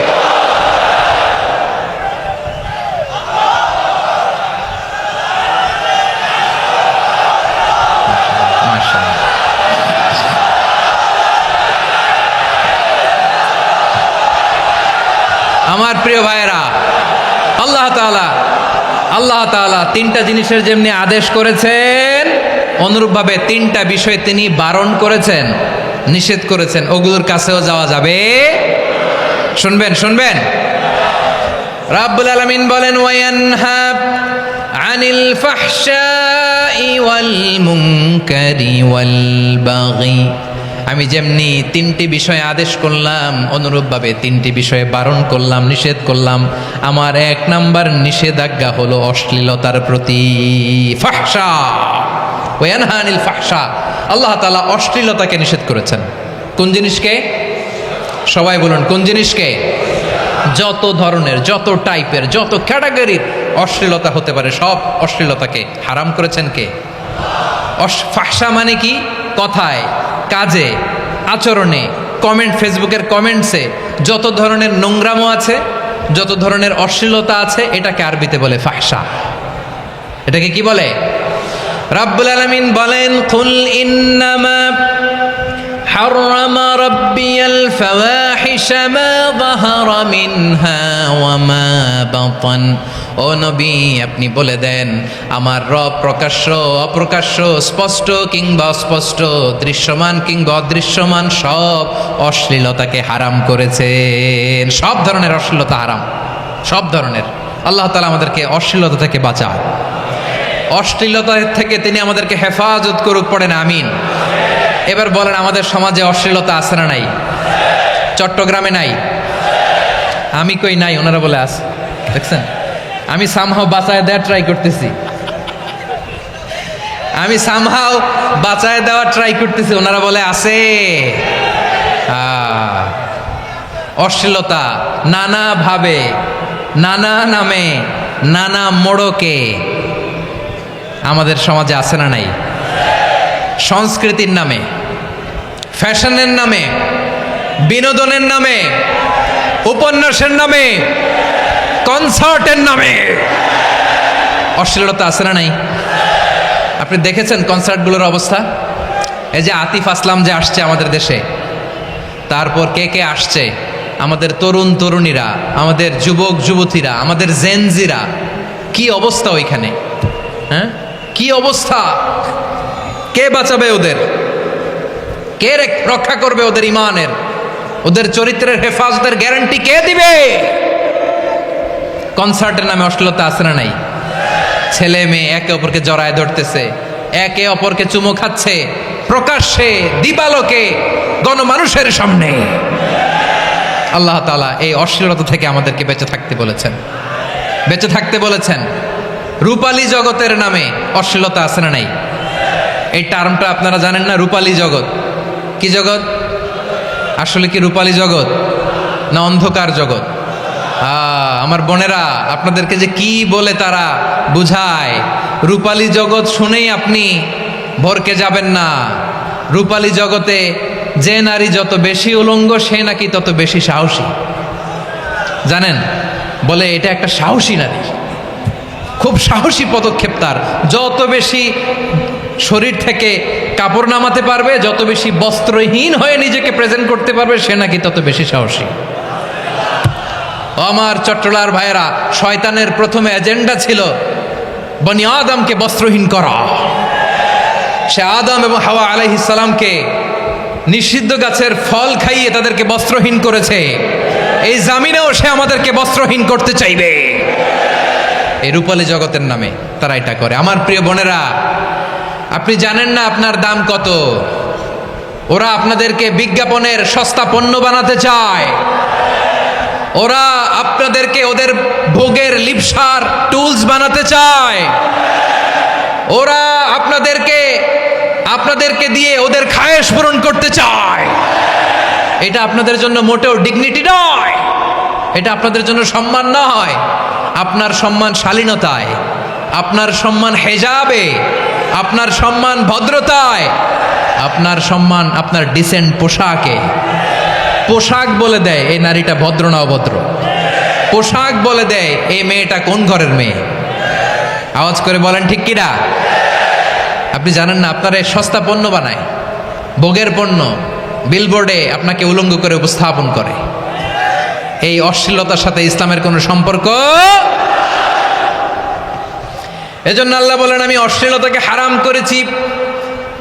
অশ্লীলতাকে হারাম করার প্রথম কারণ হলো এর মাধ্যমে মানবতাকে অপমানিত করা হয়। কারণ মানুষের সম্মান মানুষের পোশাকে। মানুষ যখন পোশাকহীন হয়ে যায়, বস্ত্রহীন হয়ে যায়, তার সম্মান কমে যায়। ঠিক কিনা? অশ্লীলতাকে হারাম করার প্রথম কারণ হচ্ছে মানুষ মানুষকে অপমান করে। একটা নারী, সে তো সম্মানিত। নারী যে কত সম্মানিত, নারীরা এটা বুঝেই নাই। বিশ্বনবী বলেন, আর দুনিয়া কুল্লুহা মাতা ওয়া খায়রু মাতা'আদ দুনিয়া আল মারআতুস সালিহা। আমার বোনেরা, 5টা প্যান্ডেলে আপনারা এলইডিতে আমার আলোচনা শুনছেন, আমি জানি। আপনাদের এই গর্ভ যে কত দামি আপনি জানেন না। আপনার পেট থেকেই আসবে আগামী দিনের সালাহুদ্দিন আল আইয়ুবী। আপনার পেট থেকেই আসবে অনাগত দিনের ইমাম মাহদি আল মুনতাজার। আপনার পেট থেকেই আসবে অনাগত দিনের ফয়সাল, ওয়াসিম, মুগ্ধ, আবু সাইদের মতো বীর যোদ্ধা।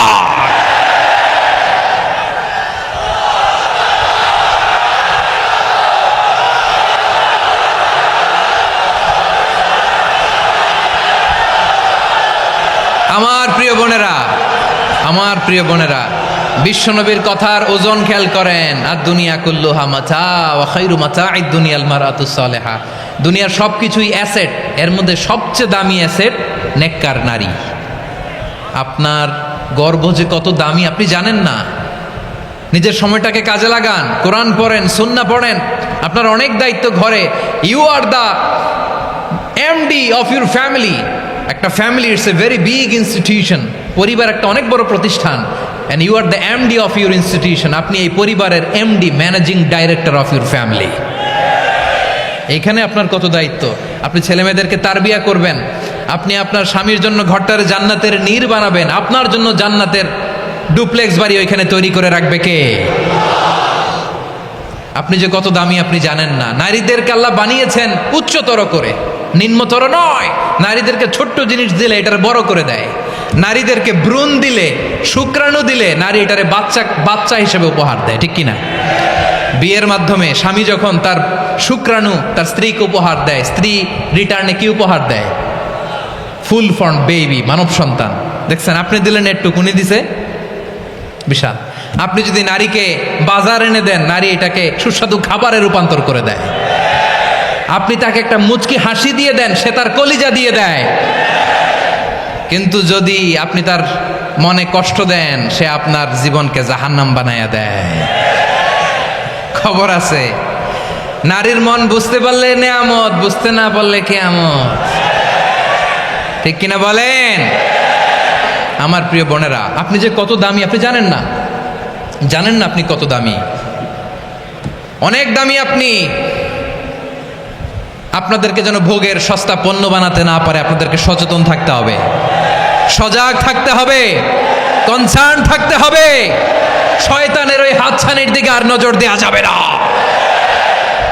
তাহলে কেন আল্লাহ তাআলা এই ফাহশা অশ্লীলতাকে হারাম করলেন? 1 নাম্বার, এতে হিউম্যান ডিগনিটি কমে। 2 নাম্বার, এতে মানুষের অধিকার নষ্ট হয়। আপনি বিয়ে করেছেন এরে, পরকিয়া করেন ওর সাথে, এরকম আছে না নাই?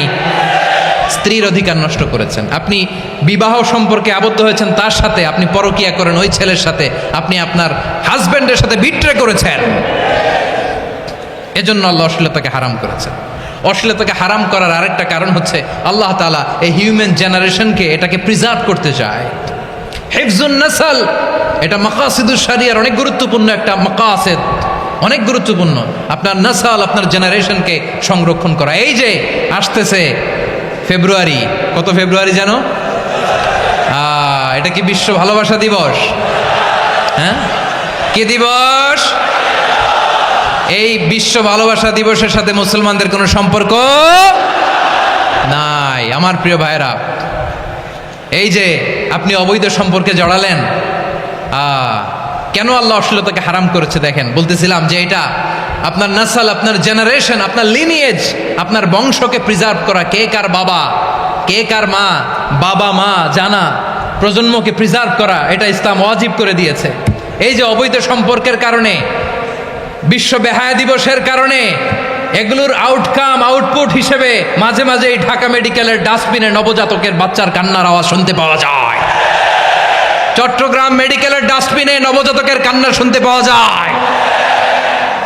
বীর চট্টলার মুসলমানেরা বুঝতে পারলে আওয়াজ করে বলেন, এই যে চট্টগ্রাম মেডিকেলে যে নবজাতকটা পাওয়া গেল, ওর বাবাকে আমাকে বলেন, ওর বাবাকে, ওর মাকে, ও কোন ফ্যামিলির সন্তান কেউ জানে? আপনি হিউম্যান ডিগনিটিকে অপমান করেছেন না? আপনি তার ভবিষ্যৎকে অন্ধকার করেছেন না? আপনি তার লিনিয়েজকে প্রশ্নবিদ্ধ করে দিয়েছেন না? এই জন্য আল্লাহ তাআলা অশ্লীলতাকে আমাদের জন্য হারাম করে দিয়েছেন। পড়েন সুবহানাল্লাহ। এই জন্য রাব্বুল আলামিন বলেন, কুল ইন্নামা হারামা রাব্বিয়াল ফাওয়াহিশা মা যাহারা মিনহা ওয়া মা বাতান। প্রকাশ্য অপ্রকাশ্য সব অশ্লীলতাকে হারাম ঘোষণা করে দিয়েছে কে? আবার দুনিয়ার বুকে যারা অশ্লীলতার প্রসার করে তাদের জন্য শাস্তি মজুদ রেখেছে কে?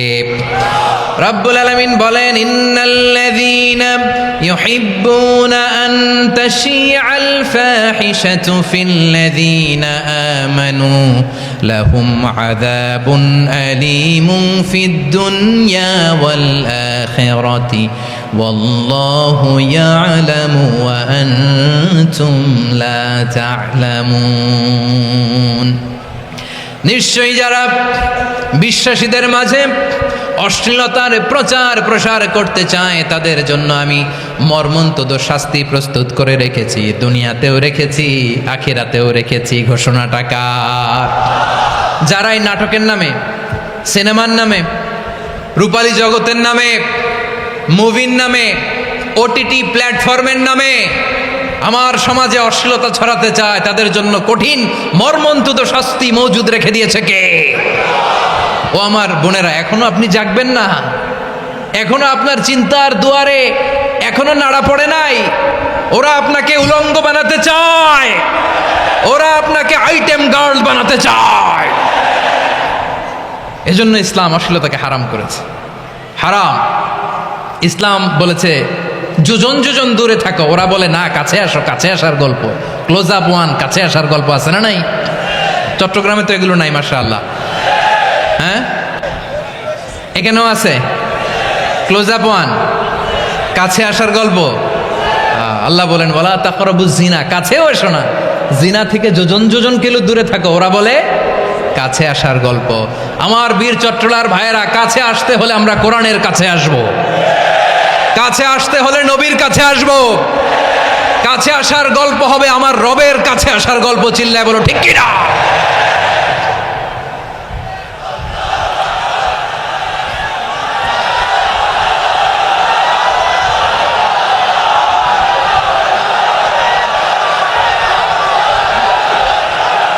বসুন বসুন আমার ভাইয়েরা।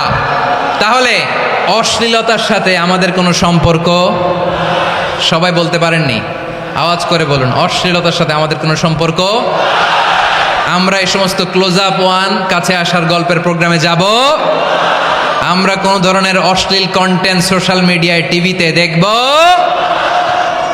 কি যুগ যে আমরা কাটাচ্ছি আপনি কল্পনা করতে পারবেন না। পর্ন ইন্ডাস্ট্রি, নারী পুরুষের বস্ত্রহীন যুগল দৃশ্য, এটাকে দিয়ে ওরা কোটি ডলারের ইন্ডাস্ট্রি বানিয়েছে। পুরো মানব ইতিহাসে এরকম জঘন্য সময় মানব ইতিহাস পার করে নাই। পর্ন এটা ইন্ডাস্ট্রি হয়ে গেছে। আমাদের এই যুবকগুলো, জেনজিগুলো, ওদের চরিত্র বাঁচাবে কি করে? কেমন করে হেফাজত করবে ওদের এই মূল্যবান চরিত্র? আমার প্রিয় ভাইয়েরা, এই অশ্লীলতার দ্য লেটেস্ট ভার্সন হচ্ছে LGBT-Q, শরীফ থেকে শরীফা। শুনছেন আপনারা? দেখতে পুরুষ, আসলেই পুরুষ, সুস্থ একজন পুরুষ, 4 সন্তানের বাবা, বলে আমি মনে মনে নারী। দেখতে নারী, সুস্থ নারী, আসলেই সে দিব্যি একজন নারী, বলে আমি মনে মনে পুরুষ। সবচেয়ে ভয়ঙ্কর অশ্লীলতার সবচাইতে লেটেস্ট ভার্সন হচ্ছে এই ট্রান্সজেন্ডারিজম।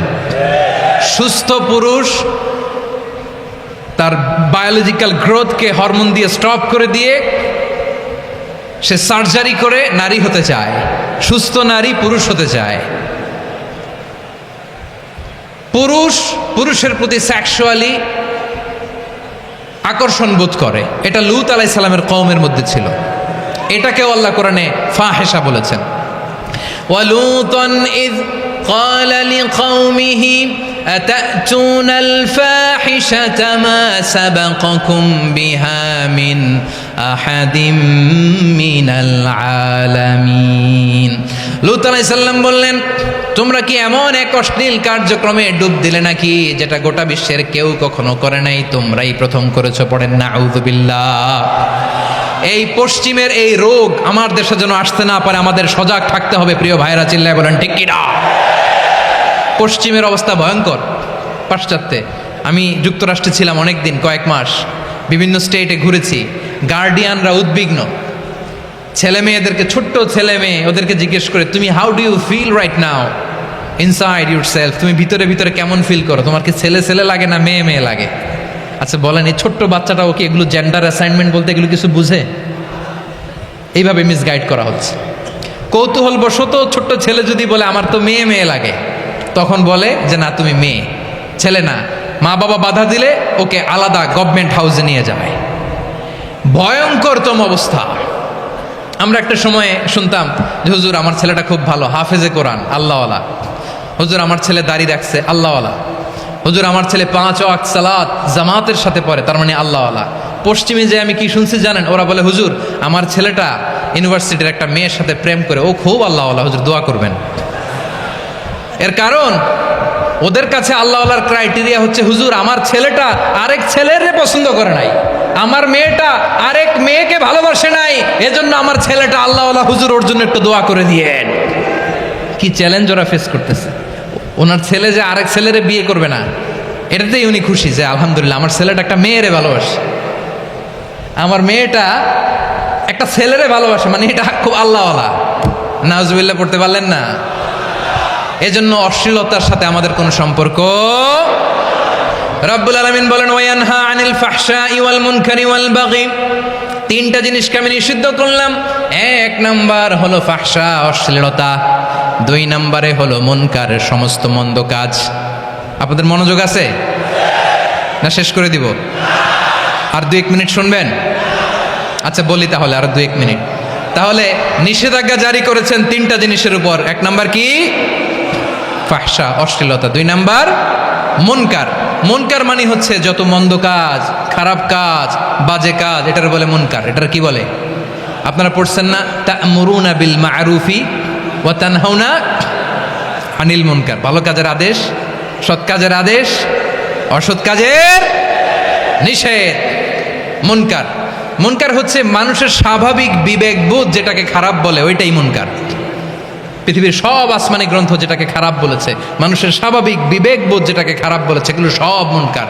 যেমন ইফটিজিং, এটা কি ভালো না খারাপ? মজুদদারি, খাদ্যে ভেজাল দেওয়া, ওজনে কম দেওয়া, মাছে ফরমালিন মিশানো, চাঁদাবাজি, টেন্ডারবাজি, দখলবাজি, এগুলো আমাদের স্বাভাবিক বিবেকেই বলে এগুলো খারাপ, এগুলো হচ্ছে মুনকার। আল্লাহ তাআলা এই মুনকার থেকে আমাদেরকে বেঁচে থাকতে বলেন, আর শয়তান এই মুনকারের প্রতি আমাদেরকে উদ্বুদ্ধ করে। আল্লাহ তাআলা বললেন, ইয়া আইয়ুহাল্লাযীনা আমানু লা তাত্তাবিউ খুতুওয়াতিশ শাইতান ফাইন ওয়া মান ইয়াত্তাবি' খুতুওয়াতিশ শাইতানি ফাইন্নাহু ইয়া'মুরু বিল ফাহশাই ওয়াল মুনকার। আল্লাহ বললেন, আমার গোলামেরা শোনো শোনো, ও আমার বিশ্বাসী বান্দারা খবরদার, তোমরা কশিনকালেও শয়তানের পদাঙ্ক অনুসরণ করবে না, কারণ শয়তান তোমাদেরকে অশ্লীলতা এবং মন্দ কাজের দিকে উদ্বুদ্ধ করে। আমাদের কাজ হচ্ছে শয়তান আমাদেরকে যেদিকে নিতে চায় আমরা তার উল্টা দিকে যাব, ঠিক কিনা বলেন? শয়তান এই মন্দ কাজকে আমাদের কাছে বিউটিফাই করে চাকচিক্যময় করে আমাদের সামনে উপস্থাপন করে। এজন্য আল্লাহ বলেন মুনকারকে থামাতে হবে, মুনকার প্রতিরোধ করতে হবে। মুনকার প্রতিরোধের দায়িত্ব শুধু আমাদের নাকি? শুধু আপনার খতিব সাহেবের, ইমাম সাহেবের, নাকি মুসলিম উম্মার সবার? আওয়াজ করে বলুন, মুনকার অসৎ কাজ প্রতিরোধের দায়িত্ব কার? রাব্বুল আলামিন বলেন, কুনতুম খায়রা উম্মাতিন উখরিজাত লিন-নাসি তা'মুরুনা বিল মা'রুফি ওয়া তানহাউনা আনিল মুনকার।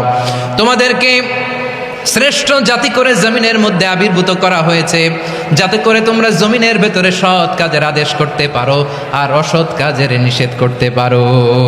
উম্মা কুনতুম খায়রা, তাহলে গোটা উম্মার দায়িত্ব, এটা বুঝতে পারছেন তো? আচ্ছা, আরো নিচে আসেন।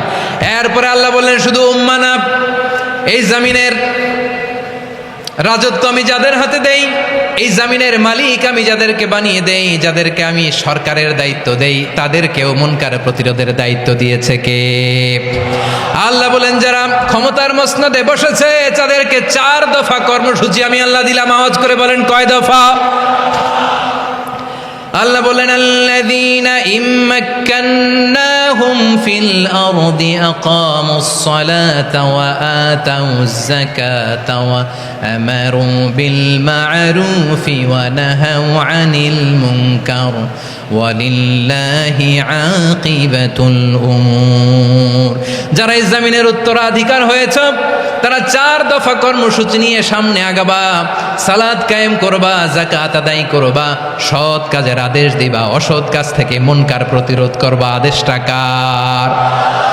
আমার প্রিয় চট্টলার ভাইয়েরা, পুরো উম্মার দায়িত্ব মুনকার প্রতিরোধ করা, সরকার প্রধানের দায়িত্ব মুনকার প্রতিরোধ করা। এরপর আল্লাহ বলেন, প্রতিটা ফ্যামিলির যিনি প্রধান সিইও বাবা, প্রত্যেক বাবারও দায়িত্ব এই মুনকার প্রতিরোধ করা। আওয়াজ করে বলেন ঠিক কিনা? যেমনটি সাইয়েদনা লুকমান আলাইহিস সালাম ওনার কলিজার টুকরা সন্তানকে আদেশ করেছেন, ইয়া বুনাইয়া আকিমিস সালাতা ওয়া'মুর বিল মা'রুফি ওয়ানহা আনিল মুনকার। পড়েন সুবহানাল্লাহ। বাবা ছেলেকে সবক দিচ্ছে। কে সবক দিচ্ছে? কাকে?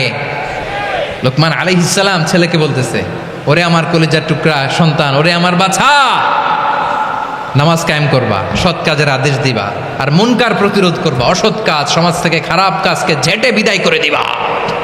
তাহলে দেখেন, আমি স্টেপ বাই স্টেপ নামলাম। পুরা উম্মার দায়িত্ব, জমিনের উত্তরাধিকারী আল্লাহ যাদেরকে বানিয়েছেন সরকার, তাদের দায়িত্ব, প্রতিটি ফ্যামিলির প্রধানের দায়িত্ব। এরপরে বিশ্বনবী বলেন, সচেতন প্রতিটি মুসলিমের দায়িত্ব সমাজ থেকে মুনকারকে উৎখাত করা। বিশ্বনবী বলেছেন, মান রাআ মিনকুম মুনকারান ফালিয়ুগাইয়িরহু বিয়াদিহি ফাইন লাম ইয়াস্তাতি ফাবিলিসানিহি ওয়া ইন লাম ইয়াস্তাতি ফাবিকলবিহি ওয়া যালিকা আযআফুল ঈমান। সমাজে যে মুনকার দেখবে, খারাপ কাজ দেখবে, সে যেন হাত দিয়ে সেটাকে থামায়। কি দিয়ে? আপনাদের তো হাত নাই না? হাত আছে, হাত আছে। ওরা যেই হাত দিয়ে অন্যায় করে ওইটা প্রতিরোধের জন্য আমাদেরও হাত আছে না নাই? থামাতে হবে, থামাতে হবে।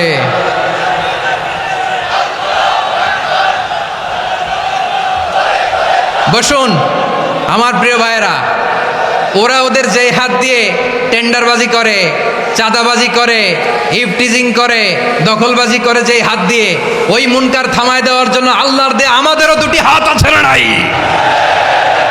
আমাদেরও হাত আছে। থামাইতে হবে, থামাইতে হবে, হিম্মত করতে হবে। আমার প্রিয় ভাইরা, না থামালে আমরাই ডুববো শেষমেশ। আমাদের বাঁচার জন্য হলেও থামাইতে হবে। রব্বুল আলামিন বলেন, ওয়াত্তাকু ফিতনাতাল লা তুসিবান্নাল্লাযীনা যালামু মিনকুম খাসসা। ও আমার গোলামেরা, ওই আযাবকে ভয় করো যে আযাব যখন আমি জমিনের বুকে পাঠাই শুধু জালেমদেরকেই মারি না, আলেমদেরকেও মারি। আযাব যখন আসে তখন শুধু জালিমই মরে না, আলেমও মরে। জানেন, মুসা আলাইহিস সালামের পায়ে একবার একটা লাল পোকা কামড় দিয়েছে, লাল পিঁপড়া। লাল পিঁপড়া কামড় দিলে খুব আরাম লাগে না? কি লাগে? হ্যাঁ, জলে না? লাল একটা পিঁপড়া কামড় দিছে, তো উনি রেগে মেগে পাশি দেখে লাল পিঁপড়ার বাসা, পা দিয়ে ডলে মুছে সবগুলো পিঁপড়া মেরে ফেলছে। এই ঘটনাটা আল্লাহ ঘটিয়েছেন এজন্য মুসা আলাইহিস সালাম ছিলেন কালিমুল্লাহ, সরাসরি আল্লাহর সাথে কথা বলতেন। তিনি আল্লাহকে জিজ্ঞেস করেছিলেন, আল্লাহ তুমি যখন কোনো জনপদে আযাব পাঠাও, শাস্তি দাও, ওখানকার শুধু জালেমরাই তো মরে না, ভালো মানুষগুলাও মরে, তো আযাব দিবা মুশরিকদের উপর দিবা, অবাধ্যদের উপর দিবা, ভালো মানুষগুলারে মারো কেন? আল্লাহ বললেন, মুসা তোমার যে কামড় দিছিল পায়ের মধ্যে পিঁপড়া, কয়টা পিঁপড়া? জোরে বলেন। একটা পিঁপড়া, তো সবগুলারে মারলা কেন? রেগে মেগে পুরো পিঁপড়ার বাসা ভেঙে ম্যাসাকার করলা কেন? এই মুসা, আমি যখন অ্যাকশনে যাই, আমি যখন শাস্তি দেই, তখন এত বাস বিচার করা হয় না, বাস বিচার করা যায় না। যখন অ্যাকশনে যাওয়া হয় ওইটা ডাইরেক্ট অ্যাকশন হয়ে যায়। চিল্লায় বলো ঠিক কি না? এজন্য আমাদের বাঁচার জন্য হলেও এই পাপ থামাতে হবে, এই শয়তানের অট্টহাসি থামাতে হবে, অন্যায় অপরাধ সমাজ থেকে আমাদের থামাতে হবে। কারণ আযাব আসলে ওরাও মরবে, আমরাও মরব। একটা জাহাজ 2 তলা, আপনি আছেন 2য় তলায়, শুনতেছেন? শুনতেছেন? জাহাজ কয় তলা? আপনি কোন তলায়? 2য় তলায়। নিচের তলার কিছু লোক জাহাজের তলা ছিদ্র করতে আরম্ভ করছে। কি ছিদ্র করতেছে? আচ্ছা, জাহাজের তলা ছিদ্র করলে তলা দিয়ে কি ঢুকে? এখন আপনি যদি বলেন আমার কি, আমি তো 2 তলায়, আমার কি, আমি তো সেফ, আমি ইন দ্য সেফ জোন, আমি তো ভালো আছি, আমি তো ভালো আছি, ওরা ছিদ্র করে ওরা মরবে। আসলে কি শুধু ওরা মরবে? নাকি তলা ফুটো হলে ভিতরে পানি ঢুকলে আপনারও সলিল সমাধি হবে? তলা দিয়ে যখন পানি ঢুকবে, জাহাজ ঢুকলে আপনিও মরবেন। এজন্য নিজে মরার আগে ওই পাগলগুলোর নিচতলায় যে থামাতে হবে। চিল্লায় বলেন ঠিক কি না? এজন্য আল্লাহ বললেন, মুনকার প্রতিরোধের দায়িত্ব সমাজের টপ টু বটম সবার। পুরো আম্মার দায়িত্ব, সরকার প্রধানের দায়িত্ব, প্রতিটি ফ্যামিলির প্রধান বাবার দায়িত্ব, বিশ্বনবী বললেন প্রতিটি সচেতন মুসলিমের দায়িত্ব। এজন্য মুনকার প্রতিরোধ করার দরকার আছে না নাই? সমাজে এই যে ইফটিজিং হয়, আপনার বোনের বয়সী একটা মেয়েকে কিছু বখাটে টিটকারি করে, এই বলে সেই বলে, নোংরা কথা বলে, রাস্তায় দেখেও আপনি পাশ দিয়ে না দেখার মতো চলে যান কেন? আপনি দাঁড়ান না কেন? আপনি দাঁড়ালেই তো থেমে যাবে, কারণ সত্যের যে শক্তি তার সামনে মিথ্যা মুখ থুবড়ে পড়ে। আপনার সামনে ও কিছুই না, নাথিং। আপনি দাঁড়ান, ওকে প্রশ্ন করেন যে আমার বোনকে তুমি ডিস্টার্ব করো কেন? আপনাকে দেখে আরো 5 জন দাঁড়াবে, 5 জনকে দেখে আরো 10 জন দাঁড়াবে। আমাদের নীরবতা আর আমাদের নিশ্চুপ থাকাই জালিমদেরকে আরো শক্তিশালী জালিম বানিয়েছে। এজন্য মুনকার প্রতিরোধের দায়িত্ব আমাদের সবার। টেন্ডারবাজি, চাঁদাবাজি, দুর্নীতি, অপরাধ, দখলদারিত্ব, মজুদদারি, এগুলো সব কিছু একসাথে প্রতিরোধ করতে হবে। ঠিক কিনা বলেন? একটা মানবিক সমাজ যদি চাই, প্রতিরোধ করতে হবে। প্রিয় ভাইয়েরা, আল্লাহর শপথ নিয়ে বলি, এই নাসিহাতগুলো সবার জন্য, সব দলের জন্য, সব মতের মানুষের জন্য। আমরা কোনো দলের প্রতি মানুষকে ডাকি না, আমরা ডাকি ইসলামের দিকে।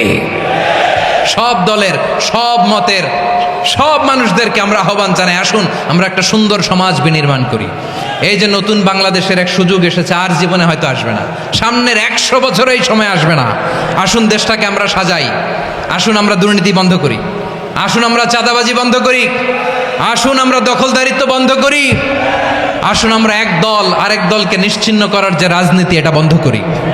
সব দলের প্রতি আমার আহ্বান, আমি কিছুদিন আগে একটা নিউজ দেখলাম, ওই যে লন্ডনে বসে জনাব তারেক রহমান সাহেবকে আমি ধন্যবাদ দিতে চাই।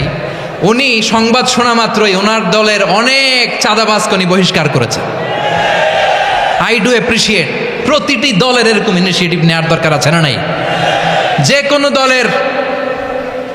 কোনো দলে এই প্র্যাকটিসটা থাকার দরকার আছে না নাই? চাঁদাবাজদের সাথে আপনারা নিজেদেরকে মুক্ত ঘোষণা করবেন যে এরা আমার দলের কর্মী হতে পারে না। আমরা চাঁদাবাজ মুক্ত বাংলাদেশ চাই, জুলুম মুক্ত বাংলাদেশ চাই, ফ্যাসিজম মুক্ত বাংলাদেশ চাই, গুণ খুন খারাপি মুক্ত বাংলাদেশ চাই। আমরা নতুন ভোরের বাংলাদেশ চাই। ওই বাংলাদেশ পাওয়ার জন্য মুনকার প্রতিরোধে, অন্যায় প্রতিরোধে যদি বাঘের বাচ্চার মতো, আবু সাঈদের মতো দুই হাত উঁচু করে বুককে টান টান করে প্রসারিত করে দাঁড়াতে হয়, রাজি আছো মুসলমান? কারা কারা রাজি? আল্লাহকে হাত দেখিয়ে প্রতিজ্ঞা করো।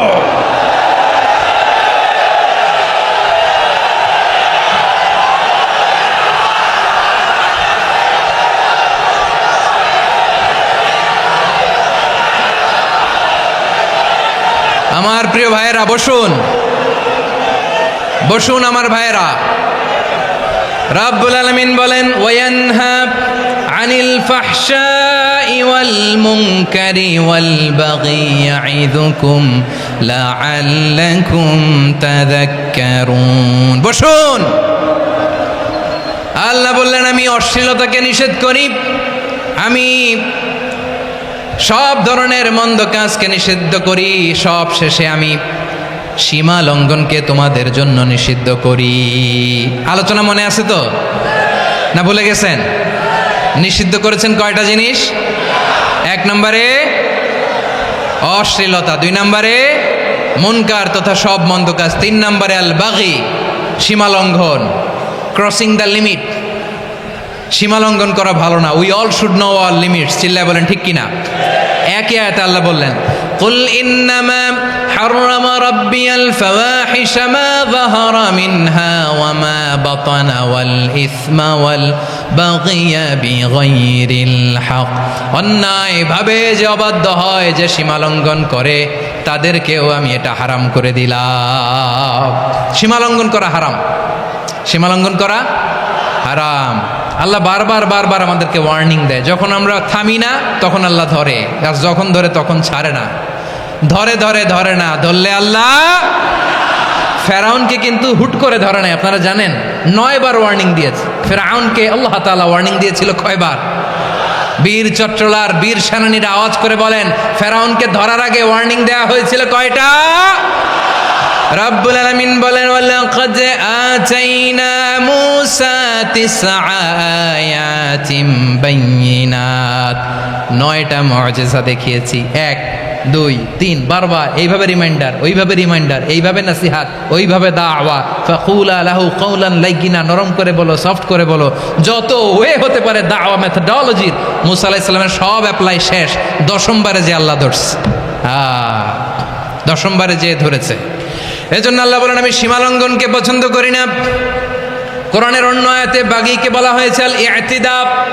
সীমালঙ্ঘন যারা করে তাদেরকে আল্লাহ বলেছেন মুতাদিন। ওয়াকাতিলু ফি সাবিলিল্লাহিল্লাযীনা ইউকাতিলুনাকুম ওয়া লা তা'তাদু ইন্নাল্লাহা লা ইউহিব্বুল মুতাদিন। আমি সীমালঙ্ঘনকারীদেরকে কোশ্চিনকালেও পছন্দ করি না। আমরা যেন সীমালঙ্ঘন না করি। রাজি আছেন তো? যে কোনো ক্ষেত্রে এবাদতে যেন সীমালঙ্ঘন না করি। অনেকে আমরা এবাদতে সীমালঙ্ঘন করে ফেলি। বিশ্বনবী সাল্লাল্লাহু আলাইহি ওয়াসাল্লাম যেটা শিখিয়েছেন, এর বাইরে যে অতিরিক্ত বুজুর্গ হতে চায়, এরকম আছে না নাই?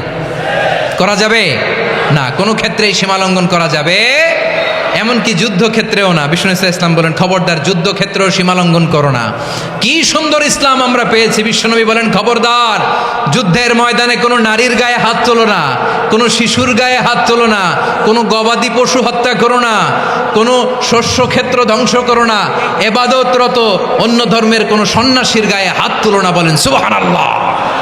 তাহলে আমরা সীমালঙ্ঘন করতে পারবো? প্রিয় ভাইরা, একটা সুখী, সমৃদ্ধ, শান্তির সমাজ, মানবিক সমাজ যদি আমরা গঠন করতে চাই, আমাদের আল্লাহর দেয়া কয়টা আদেশ মানতে হবে বলেন দেখি? সবাই বলেন কয়টা? আর বেঁচে থাকতে হবে কয়টা জিনিস থেকে? আওয়াজ করে বলেন কয়টা? আচ্ছা, আদেশ নাম্বার 1 কি ছিল বলেন? আল্লাহর আদেশ কি? 1 নাম্বার আদাল, ন্যায়পরায়ণতা। আমরা সুবিচার, সুশাসন, ন্যায় বিচার চাই কি চাই না? 2 নম্বরে কি ছিল? মাশাআল্লাহ, আওয়াজ করে বলেন 2 নম্বরে কি ছিল? ইহসান, আমরা যেন সবার প্রতি দয়া পরবশ হই, ইহসান করি। 3 নম্বরে কি ছিল? নিকটাত্মীয়দের দান করা, তাদের অধিকার প্রাপ্য বুঝিয়ে দেওয়া। পাশাপাশি 3টা জিনিস থেকে আল্লাহ বারণ করেছেন, নিষেধ করেছেন। তার প্রথমটা ফাহশা, অশ্লীলতা। অশ্লীলতার সাথে আমাদের কোনো সম্পর্ক। আজকের এই ঐতিহাসিক চট্টগ্রামের প্যারেড ময়দান থেকে আমরা যত ধরনের মা তাহারা মিনহা মা বাতান, প্রকাশ্য অপ্রকাশ্য, দৃশ্যমান অদৃশ্যমান, সব অশ্লীলতা থেকে নিজেদেরকে মুক্ত ঘোষণা করলাম। অশ্লীলতাকে আমরা না বলে দিলাম। আওয়াজ করে সবাই বলুন নো। অশ্লীলতার সাথে আমাদের কোনো সম্পর্ক। 2 নম্বর নিষেধাজ্ঞা কি ছিল? আল মুনকার, সমাজের যত মন্দ কাজ এগুলোকে আমরা প্রতিরোধ করব। রাজি আছেন তো সবাই? 3 নম্বরে আল বাগি, সীমালঙ্ঘন। কোন মুসলিম সীমালঙ্ঘন করে না, এমনকি যুদ্ধক্ষেত্রেও না। আওয়াজ করে বলেন ঠিক কিনা? রাব্বুল আলামিন শেষে বললেন ইয়াইদুকুম লাআল্লাকুম তাযাক্কারুন, আল্লাহ তোমাদেরকে উপদেশ দেন যাতে তোমরা শিক্ষা গ্রহণ করো। আমরা উপদেশ দিব, আমরা জোর করে কাউরে কিছু মানাতে চাই না। লা ইকরাহা ফিদ্দিন ওয়াযাক্কির ফাইন্না যিকরা তানফাউল মুমিনিন। উপদেশ দিলে এটা মুমিনদের কাজে দেয়। লাস্তা আলাইহিম বিমুসাইতির ইন্নামা আনতা মুযাক্কির। নবী হে, আপনি রিমাইন্ডার দাতা, আপনি উপদেশ দিবেন। আমরাও বিশ্বনবীর এই হাদিসগুলো থেকে, কোরআনের আয়াত থেকে রিমাইন্ডার, এই কথামালা, বাণীবাহক হিসেবে এই বাণীগুলো আপনাদের সাথে কাছে পৌঁছে দিলাম। আমরা আল্লাহ তাআলার কাছে প্রার্থনা করি, আল্লাহ আমরা যেন আদল দিয়ে আমাদের সমাজকে গঠন করতে পারি। আল্লাহ আমরা যেন ইহসান করতে পারি, আমরা যেন নিকটাত্মীয়দের দান করতে পারি। আল্লাহ যত ধরনের অশ্লীলতা, অনাচার, মন্দ কাজ, সীমালঙ্ঘন, অবাধ্যতা থেকে যেন আমরা বেঁচে থাকতে পারি। আল্লাহ তাআলা আমাদের সবাইকে কথাগুলো বোঝার ও আমল করার তৌফিক দান করুক।